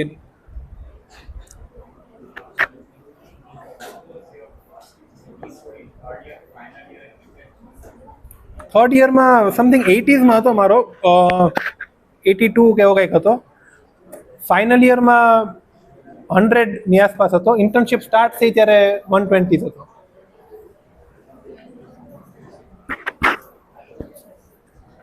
So do we have any other questions here? હાય, આપણે બેન બેચ સેમ જ છે, સ્પૂન ફીડિંગ જ કરી નાખો. મેં આમ આટલું આ કમ્પ્લીટ કર્યું તો સેમ પ્રોસેસ ફોલો કરી શકું. બેન ઈ બેચ છે, તમારે બી લાસ્ટમાં બધું એક્ટિવ. જો મેં છે ને પેલા 6-7 મહિનામાં છે ને મેં મેજોરિટી આખો સિલેબસ છે ને પતાવી નાખ્યો. તો ક્યાં સુધી તને કહું, મેડિસિન ચાલુ છે ને જસ્ટ પહેલા હા મોસ્ટલી પતી ગયું, બરાબર, રેપિડ રિવિઝનમાંથી, બરાબર. અને પછી મેડિસિન પછી છે ને મેં ટૂંકમાં BTR ઉપર સ્વિચ કર્યું હતું. સાયકેટ્રી આવશે ને મેડિસિન પછી, સાયકેટ્રીથી મેં BTRમાં સ્વિચ કર્યું. દેટ ઇઝ હા મેડિસિન પછી. કારણ કે જો મેડિસિનમાં BTR કરવાનો કોઈ પોઈન્ટ નહીં, તમને આમ બી ટાઈમ નથી મળવાનો, બરાબર. સાયકેટ્રી ઓનવર્ડ અગેન છે ને, સાયકેટ્રી પછી આપણી થોડીક પાછી લાઇટ છે, ત્યારે BTRમાં સ્ટાર્ટ કર્યું હતું. BTR તમારે ક્યારે પતી ગયું? કઈ ઇન્ટર્નશિપ ચાલુ હશે BTR ઇંગ્લિશ તમને યાદ હોય? 4 મહિના થયા તમારે પતાવતા, 4 મહિના પતી જશે. હવે તો મેડમે કોર BTR કરી નાખ્યું. એટલે હવે શું છે કે હવે એમ એક જ વસ્તુ છે. પહેલા મેં જ્યારે BTR સ્ટાર્ટ કર્યું ત્યારે ઓલામાં સેરીબેલમમાં હતું, ત્યારે ઇન્ટિગ્રેટેડ ક્લાસીસ અલગ ને આ અલગ ને બધું અલગ અલગ હતું. હવે તો બધું એક જ વિડીયોમાં થઈ ગયું છે. એટલે 3 મહિનામાં થઈ જાય એમ અલોંગ વિથ ડ્યુટી 3 કે 4 મહિનામાં જો લાઇટ પોસ્ટિંગ હોય તો. ફોર્મ બહુ થાય સોર્સ લાઈક મારે માઇક્રો કરવું હોય તો માઇક્રોમાં પ્રિસિઝનમાં જોઉં છું તો બહુ મોટું પડે છે અને મેરો વર્લ્ડ ઓફ વિઝન ટૂંકું છે પણ એમસીક્યુ સોલ્વ આઉટ થઈ જાય છે. મેં અહીંયા પૂછ્યું બધાને આપણા સિનિયર્સ તો એ એમ કહે છે કે મેં પ્રીતિ કર્યું છે પણ તું ઓને પૂછી જો જેને મેરો કર્યો એનો બે છે સેમ લેવલ પર છે. જો એક તને છે ને બેઝિક વાત કહું, આઈએનએમાં જેટલા ટોપ 100 વાળા હશે ને બધાના છે ને અલગ અલગ સોર્સિસ હશે બરાબર, બધાને ટોપ 100 રેન્ક આવ્યું. એટલે ટૂંકમાં કહેવાનું એ છે કે ભાઈ રિસોર્સ છે ને નહીં મેટર કરતું. તું જો વિચ એવર થિંગ જે તને છે ને ઓર્ગેનિકલી આવે, માન લે કે તે બેક્ટેરિયો ખોલ્યું, તે લિસ્ટેરિયા ખોલ્યું બરાબર, હવે લિસ્ટેરિયામાં તને ટમ્બલિંગ મોટિલિટી ને એક્ટિન રોકેટ્સ એ બધું તને જોઈને તરત યાદ આવી જાય છે ને, એ વસ્તુ મેટર કરશે. એ વસ્તુ છે ને તારી રિવિઝનની છે ને એફિશિયન્સી છે ને એ દેખાડશે. તું માન લે વર્લ્ડ ઓફ રિવિઝન નાનું છે બટ એમાં તને વધારે ટાઈમ લાગે છે પર પેજ બરાબર, એ પછી એનો કંઈ યુઝ નથી. ટાઈમ તો તારે at the end of the day સરખો જ લાગશે. ને એમસીક્યુ બેથી સોલ્વ થઈ જાય છે. મેં પ્રીતિ શર્મા કર્યું હતું તો એમસીક્યુ બધા કે સોલ્વ થઈ જતા. એટલે એવું નથી એમ, ટૂંકમાં સોર્સ ગમે એ છે, MCQ at the end of the day તારે કોકમાં 20 17 હાચા પડશે, કોકમાં 18 હાચા પડશે, પણ એક એમસીક્યુ માટે સોર્સ ફેરવો ઇટ્સ નોટ વર્થ ઇટ. એના કરતાં આપણું મેન્ટલ પીસ વધારે ઇમ્પોર્ટન્ટ છે. કે મેન્ટલ આપણે કહીને ફોમો વગર એક્ઝામમાં જશું ને તો એકની જગ્યાએ 2 ક્વેશ્ચન આપણે સાચા થઈ જશે. એટલે જે વસ્તુ કરી હોય ને અત્યાર સુધી એ જ કરજે. મેં જીઆરજી કર્યું હતું સ્ટાર્ટિંગમાં, મેં છેલ્લે સુધી જીઆરજી જ મેં કહીને રાખ્યું હતું એમ. એ પછી જીઆરજીના પ્લેટફોર્મ ફરતા રહ્યા. પહેલાં પ્રેપ લેટરમાં હતા, પછી સેરિબેલમમાં ગયા. એ સેરિબેલમમાં પહેલાં એને મેઇન વિડીયોઝ કર્યા હતા, પછી એને ઓલો મિશન ક્લાસીસ, હાઇપર રિવિઝન. પણ એ ટૂંકમાં જોઈ લેવાનું કે તારા કહીને શું થાય છે એ ટીચરનું, એ રીતે કંઈ કરવાનું.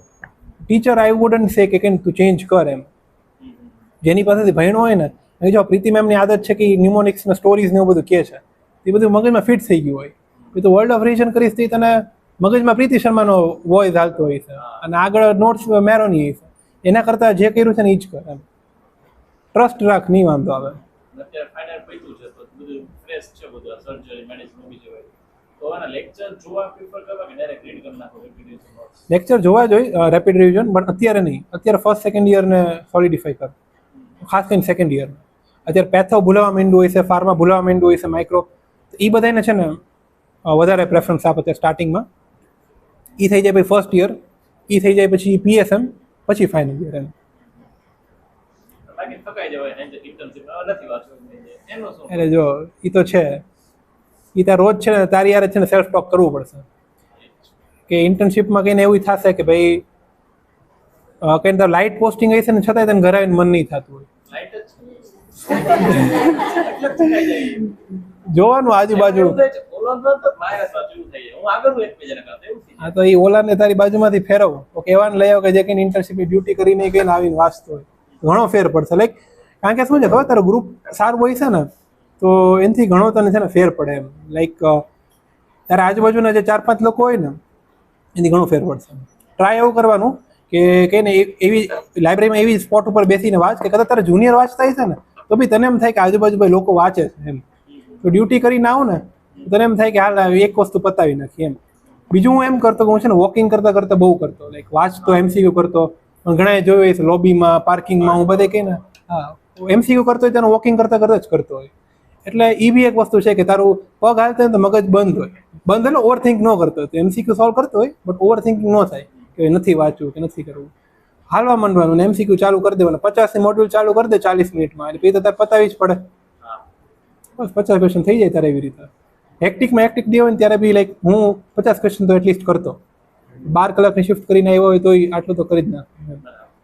ઇમ્પોર્ટન્ટ છે કારણ કે તારા જો વચ્ચે 3-4 ગેપ પડી ગયા ને, 3-4 દિવસમાં તે કાંઈ બુકને હાથ નો અડાડ્યો ને તો પછી તને એમ થાય કે મેડિસિન પછી જ વાંચીશું. 6 વીક ભલે પતી જતા, એ 6 વીક કમ્પાઉન્ડિંગમાં મોંઘા પડે એમ. એટલે ભલે મેડિસિન હોય પણ તોય થોડુંક ટચમાં રહેવાનું એમ. તને એવું લાગે કે આજે ઓફ ડે મળ્યો છે, એકાદી સીએલ લઈ લેવાની મેળ કરીને, બરોબર. તને એવું લાગે કે ભાઈ રવિવારે મારો ઓફ છે અને સેટરડેના પ્રી છે, કે ભાઈ માની લે કે સેટરડે લાઇટ ડે છે, ફ્રાઈડેની ઓફ લઈ લેવાની. સેટરડેમાં કોઈ ઇન્ટરને કહેવાનું કે ભાઈ જોઈ લે ને હું નેક્સ્ટ સેટરડે તારું હું જોઈ લઈશ એમ. 3 દી મળી ગયા તને, એક સીએલમાં 3 દી મળી ગયા. 3 દીમાં કંઈક મેજર વસ્તુ તારી કમ્પ્લીટ થઈ શકે. એટલે હેવી પોસ્ટિંગ હતી છતાંય 3 દિવસ કાઢીને એક મેજર વસ્તુ પતાવી નાખી. દેટ્સ અ બિગ વિન એમ. એટલે એવી રીતે ટાઈમ કાઢવાનો થોડોક એમ. કોઈ ઇન્ટર્ન સાથે તારું જેટલું સારું હોય છે ને એટલું આ બધી વસ્તુ તારે કરવી હશે ને તો ઈઝી રહેશે. આપણે જે સીબીટી આપી છે એની એની રિવ્યુ હોય છે કે રિકોલ કઈ રીતે હોય છે કે નહીં કે એટલે સીબીટી ના ડેમ્સ એની બધાય ને ટેન્સ વાળાને હોય છે ને, એ લોકોનો લાઈક ઇમિડિયેટલી સ્કોર નથી આવતો મેરોની જેમ. એ લોકોનો 3-4 દિવસ લે છે સ્કોર આવતા, પછી એ લોકોનું વિડીયો સોલ્યુશન બધું હોય છે, સારું હોય છે. સીબીટી હું તો કહું કે એકવાર તો ફાઇનલ યરમાં એ ટૂંકમાં ઇન્ટર્નશીપમાં તો દેવી જ જોઈએ. ફાઇનલ યર વાળામાં દેવી હોય તો વેલ એન્ડ ગુડ, ઇન્ટર્નશીપમાં દેવી જ જોઈએ. એક ક્વેશ્ચન, મેં તમારા બધા જોયા ઇન્ટરવ્યુ, તમે બધાનું કાંઈ કીધું મેં આનો આ યુઝ કર્યું, તમે સાચે યુઝ કર્યું કે એમ ના, મેં સાચું યુઝ કર્યું. મેં તો ન કીધું, મેં સેકન્ડ યર મને તો પેથોમાં વાળા સ્કેચી વાળા મને બોલાવ્યો નથી, બાકી તો હું એનું બોલે. અને મેં પેથોમાં સ્કેચી યુઝ કર્યું હતું સેકન્ડ યરમાં. એટલે જો કાંઈ બી વસ્તુ છે ને એવું નહીં રાખવાની કે ભાઈ આટલું જ મારે યુઝ કરવું છે. તને એવું લાગે ને કે ભાઈ મને આ વસ્તુ વધારે સારી સમજાય છે તો એ વસ્તુ યુઝ કરવાની. ફાર્મા મેં તને કીધું, મેં જીઆરજી સરમાંથી કર્યું હતું. એ ને સાયકેટ્રીમાં મેં પ્રવીણ સરના યુટ્યુબ ઉપર જે ફ્રી અને માસ્ટર ક્લાસ કર્યા હતા ને એ યુઝ કર્યા હતા. ઓબીજીવાય અને કે ઓબીજીવાય મેં ડેમ્સનું યુઝ કર્યું હતું, બરાબર. બીટીઆર તો બધા સબ્જેક્ટ માટે છેલ્લે તો યુઝ કરવાનું જોઈએ. મેરો ઇનિશિયલી બધા સબ્જેક્ટ માટે યુઝ કર્યું હતું એમ. એટલે પ્રીતિ મેમનું યુઝ કર્યું હતું, દીપક મારવા સરનું યુઝ કર્યું હતું. એટલે ગમે એની પ્રિપરેશનમાં તું જોઈશ, આટલા લોકો બેઠા છે ને, કોઈ હું તને લખીને દઉં કે કોઈ એક જ સોર્સમાંથી નહીં કરતું. બધાનું છે ને કોક ફેવરેટ ટીચર હશે, કોક અલગ અલગ પ્લેટફોર્મમાંથી હશે. એટલે ઇટ્સ ગુડ એમ. મને મારે નાય એટલે પાડવી પડી. મને એલન વાળાનું આવ્યું હતું પીડબ્લ્યુ મેડેડનું ને એલનનું. હું તને મેસેજ વચાવું કે સર અમે તમને આ ને તે ને, ભાઈ મેં યુઝ નથી કર્યા, મેં ઓલરેડી 4 માં કહીને ઇન્ટરવ્યુ દીધા છે. કે સર આ તો જુનિયર ને કહીને ગાઈડન્સ પણ મેં 4 વાર તો દીધું ગાઈડન્સ 4 ઇન્ટરવ્યુમાં, હજી કેટલો દેવું છે. એટલે અને તમે કે ઓલું અંકી કે ફ્લેશ કાર્ડ કે યુઝ કરતા હતા? યાર મેં ઘણા સાંભળ્યું, ઘણા કરતા હોય છે. મેં તો પર્સનલી નહોતું કર્યું, બટ પછી એમાં એવું ન થવું જોઈએ કે ફ્લેશ કાર્ડ બનાવવામાં તમારો છે ને વધારે ટાઈમ બગડે એમ. Readymade test card in toppers ના બધા ના એટલે લોકો હોય છે સર. એ ટ્રાયલ એવી વસ્તુ છે કે ટ્રાયલ એન્ડ એરર કરવી પડે. એક સબ્જેક્ટ છે ને એમાંથી કરી જો, પછી તું જોઈ જો કે તારે એ સબ્જેક્ટનું જીટીમાં કે એમસીક્યુમાં તને બેનિફિટ થાય છે કે નહીં. તો થતો હોય તો વેલ એન્ડ ગુડ. જો તને એવું લાગતું હોય કે ના યાર કે ખાલી ઓલું શું કે ફેડ છે અને મને કંઈ બહુ યુઝફુલ નથી થતું, તો પછી કરવા કરતાં old school method are the best.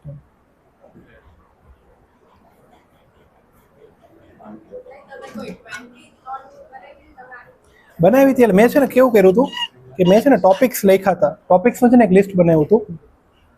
એવું હશે ને તો હું ફોટો શેર કરીશ, એ લોકો તમને છે ને શેર કરી દેશે કે કઈ રીતે. જેમ કે ફોર એક્ઝામ્પલ જે ઓવેરિયન ટ્યુમર્સ હોય ને એના જે માર્કર હોય કે એલડીએચ છે, કોરિયોકાર્સિનોમા છે, પછી કહીને આલ્ફા ફિટોપ્રોટીન છે, કયા કયા ટ્યુમર માર્કર્સ કેમાં રેસ્ડ હોય ને એ ઘણી બધી કન્ફ્યુઝન થાય, બરાબર. એ મેં ખાલી એમ લખ્યું હોય કે ટ્યુમર માર્કર્સ અને પછી હેશટેગ ઓબીજીવાય, બરાબર. Ovarian tumour markers hashtag OBGY. પછી એટલે આ બધું હું બનાવતો ક્યારે, જ્યારે જીટી રિવ્યૂ કરતો ને ત્યારે. જીટી રિવ્યૂ કરો ને તમને ખબર પડે કે ભાઈ આટલી વસ્તુ છે ને મારે વારે ઘણી ખોટી પડે છે. જેમ કે મારા ટ્યુમર માર્કર બહુ ખોટા પડતા. બીજું સીમેન એનાલિસિસ, બરાબર. WHO હમણાં જ કંઈક ચેન્જ થયું હતું 2024 કે 25માં, તો એના ક્રાઇટેરિયા ફરી ગયા છે. તો એના વેલ્યુઝ છે ને એ બધી યાદ ન રહે, બરાબર. એ રીતે જે બધા એવા ટોપિક હોય ને એનું મેં લિસ્ટ બનાવ્યું હતું ને ભેગા મેં હેશટેગ એડ કરી નાખ્યા કે હેશટેગ ઓબીજીવાય, હેશટેગ સર્જરી, એવી રીતે. સેમસંગ નોટ્સ હોય ને એમાં જ મેં બનાવ્યું, બરાબર.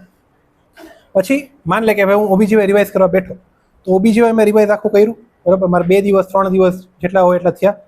પછી હવે છે ને હું એ ખોલી અને મેં હેશટેગ ઓબીજીવાય સર્ચ કરતો, એટલે જેટલા ટોપિક્સ હોય ને એનો લિસ્ટ આખો આવી જાય. એ ટોપિક પછી હું ફરીથી કહીને નોટ્સમાંથી વાંચતો. એકવાર વાંચ્યું હોય ત્યારે તો વાંચવું જોઈએ, ફરીથી સેકન્ડ રીડ છે ને હું દેતો. એટલે એસેન્શિયલી શું થયું કે આખું ઓબીજીવાય તમે એકવાર કરી નાખ્યું, પણ જે વોલેટાઇલ ટોપિક્સ હતા ને તમે 2 વાર કરી નાખ્યા. એટલે આમ જોવા જાય તો તારે 2 રિવિઝન થઈ ગયા. કારણ કે રિવિઝન આપણે કરતા હોય ને આખા ઓબીજીવાય માટે ન કરતા હોય, ખાલી જે વસ્તુ ભૂલાતી હોય ને એના માટે જ કરતા હોય. એટલે આમ જોવા જાય તો એક રિવિઝનના ટાઈમમાં તારે 2 રિવિઝન થઈ ગયા. ટોપિક તમે જોઈતા ક્યાંથી કે જીટીમાંથી જીટીમાંથી કહીને એવું લાગે ને કે ભાઈ આ ટ્યુમર માર્કર લાસ્ટ ટાઈમે ખોટો પડ્યો તો આ વખતે ખોટો પડ્યો, અને આપણને ખબર હોય પીવાયક્યુઝ કર્યા હોય એટલે કે આ ઇમ્પોર્ટન્ટ છે, પૂછાય છે, બરાબર. અને આ વસ્તુ મારે ભૂલાઈ જાય છે, એ વસ્તુ મેં એડ કરી નાખવાનું. એવું તો નથી કે એક સિલેબસ પતે પછી જીટી આપવાની? એવું જરાય નથી. અડધો સિલેબસ ન પૈતો ને આપી શકો, 3rd યર વાળે આપી શકો. એટલે એવું એ શું છે, ફિયર છે. અત્યારે તમે ફેસ નહીં કરો ને એવા ટાઈમે તમે જ્યારે બી જીટી દેશો ને, જ્યારે ઇન્ટર્નશીપમાં 6-8 મહિને વયા ગયા છે, ત્યારે એ બહુ આમ ખતરનાક હોય છે એમ. ત્યારે તમે જોશો પહેલી વાર મારા 100 કરેક્ટ થયા, 110 કરેક્ટ થયા, બરાબર. અને હવે ખાલી 4-5 મહિના જ બાકી છે, ત્યારે અલગ લેવલનું છે ને ઓલું થશે. એના કરતાં અત્યારે જોઈ લ્યો તો તમે અત્યારે મહેનત કરવા મળશો વધારે એમ. અને જીટીમાં ઘણી બધી છે વેરાયટી, આઈએનએમ મોક ટેસ્ટ છે, નીટ રિકોલ છે, પછી મેરોમાં ઘણી બધી દેવાની, ભેદભાવ વગર બધી દેવાની. અરે અત્યારે તો બહુ હાર્ડ આવે બધું કીધું છે. હાર્ડ આવે છે. પહેલાની જે હા, હા, હા. મેં એક આવી જીટી તેમાં 200 કોન્સ્ટન્ટ આવ્યા એમ છે. બંધ ન કરાય, બધે પડ્યા જો. એટલે એ જો એ વસ્તુ મેં માર્ક કરી છે. મેં છે ને 3rd યરમાં ચાલુ કરી હતી ને ત્યારની જીટી ઇઝી હતી. એક ત્યારે જેટલા કરેક્ટ જે પર્સન્ટાઇલ આવતી ને અત્યારે એટલા કરેક્ટ 89-90 પર્સન્ટાઇલ હોય છે. ત્યારે હું દેતો ત્યારે એટલા કરેક્ટ 98-99 પર્સન્ટાઇલ હતી. એટલે જીટીનું લેવલ તો ટફ થયું છે, બરોબર. હવે લાઈક તમે 120 આવે તો યુ આર નોટ, એટલે જીટીનું લેવલ ટફ થયું કરતા આઈ ફીલ કે સ્ટુડન્ટ્સ ટૂંકમાં વધારે છે ને બીટીઆર આવ્યા પછી એના પછી છે ને 140માં ક્લસ્ટરિંગ બહુ થવા માંડ્યું છે. હવે એક 120માં પહેલાં થતું, હવે 140માં થાય છે. એટલે ધેટ આઈ ફીલ કે that is the major factor. એટલે હવે એક બીટીઆર તો જો આઈ પર્સનલી ફીલ કે કરવું જ જોઈએ બધાએ, બટ એને છે ને રાઈટ ટાઈમે કરવું ને દેટ ઇઝ મોસ્ટ ઇમ્પોર્ટન્ટ. તમે છે ને એ ગિયર પહેલાં ન પાડી દો. 5મો ગિયર છે ને ચોથા પછી જ પડશે. તમે પહેલા ગિયરમાં ડાયરેક્ટ 5માં જશો ને તો નહીં ચાલે એમ. એટલે એને લાસ્ટ 5 to 6 મંથમાં જ છે ને યુઝ કરજો, એની પહેલાં ન કરતા, તો તમને એનો બેનિફિટ મળશે. અને પછી જીટી સ્કોરમાં એવું છે, જો બીજી એક ઇન્ટરેસ્ટિંગ વાત, મેરોમાં છે ને મારે ખાલી 2 કે 3 વાર જ એવું થયું છે કે મારો 2 ડિજિટ રેન્ક આવ્યો, બરાબર, મેરોની જીટીઝમાં. બાકી મેરોની જીટીઝ તો તું જોઈશ ને કે 20,000 લોકોએ માંડ દેતા હોય છે, આ નહીં તો લાખ લોકોએ દીધી, બરાબર. એટલે તમને જે એમાં પર્સન્ટાઇલ દેખાડે છે ને એના કરતાં તો ડેફિનેટલી એની ડે છે ને તમારી પર્સન્ટાઇલ એકચ્યુઅલ એક્ઝામમાં વધારે જ આવશે. કારણ કે જો જે લોકો સિરિયસ નથી ને એ લોકો જીટી જ નથી દેવાના. એટલે તમને જે જીટીમાં જે 20,000 લોકો જોવો છો ને એ 20,000 સિરિયસ કેન્ડિડેટ્સ જ છે, બરાબર. એમાંથી તમને ખબર નથી કે કેટલા લોકો કોપી કરી દે છે. એ બેસ્ટ તમને ખબર પડવી હોય ને તો સીબીટીમાંથી. કારણ કે સીબીટીમાં કેવું થાય કે 2 મેરિટ લિસ્ટ બને, એક કે જે લોકોએ ત્યાં જઈને એક્ઝામ દીધી હોય ને એક કે જે લોકો ઘરે જઈને એક્ઝામ દીધી હોય, ટૂંકમાં ઘરે રહીને એક્ઝામ દીધી હોય. સીબીટીમાં એક એ બી છે કે તમે ધારો કે ટ્રાવેલ ન કરી શકો સેન્ટર સુધી, તમે તમારા ઘરે બી દઈ શકો, પણ એનું મેરિટ લિસ્ટ અલગ બને. જે લોકો સેન્ટરે જઈને એક્ઝામ દીધી હોય ને એ લોકોનું એકચ્યુઅલ મેરિટ લિસ્ટ બને. એટલે એનો જે રેન્ક છે ને એ ઘણો બધો રિફ્લેક્ટિવ હોય. મારે 71 રેન્ક હતો એમાં, આમાં 63 હતો. એટલે એ ઘણો એક્યુરેટ હોય એમ. એટલે સીબીટીનો રેન્ક છે ને એને સિરિયસલી લેવાનો. બાકી મેરોની જીટીઝનો ને એનો રેન્ક એના કરતાં તમારે વધારે જ આવશે એકચ્યુઅલ એક્ઝામમાં. બીજું કંઈ કોઈને? બસ ધરાઈ ગયા. સો યુઝ્યુઅલી આપણે જે ગેસ્ટ આવ્યા હોય એને આપણે બુકે કે ફ્લાવર્સ આપતા હોઈએ છીએ. અમે આ વખતે કંઈક અલગ પ્લાન કર્યો તો અમે પ્લાન્ટ આપ્યું છે કે પોટ આપ્યું છે કે જે સો દેટ અક્ષરભાઈ will cherish these memories all life long. So this is from our whole club.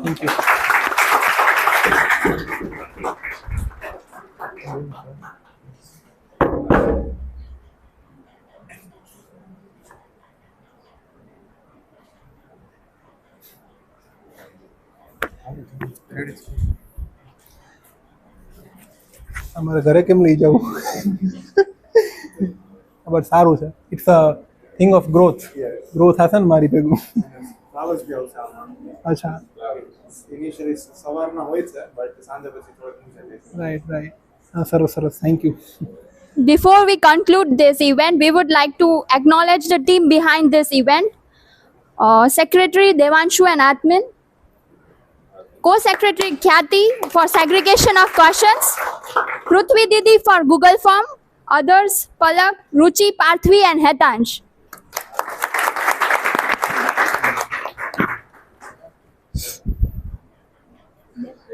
સો અને એક છે કે Devanshi she also contributed in the poster making, જે અમે ઇન્સ્ટાગ્રામમાં એડિટિંગ કર્યું હતું એના માટે.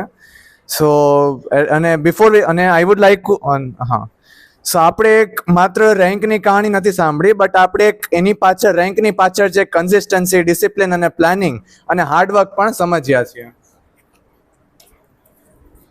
Akshar bhai, thank you so much for sharing your journey so openly and help us learn from your experiences. We would truly appreciate your time and guidance. With that, we come to end of today's Toppers Talk session. Thank you everyone for being an enthusiastic audience. And one final round of applause for Dr. Akshar Bhai Chand.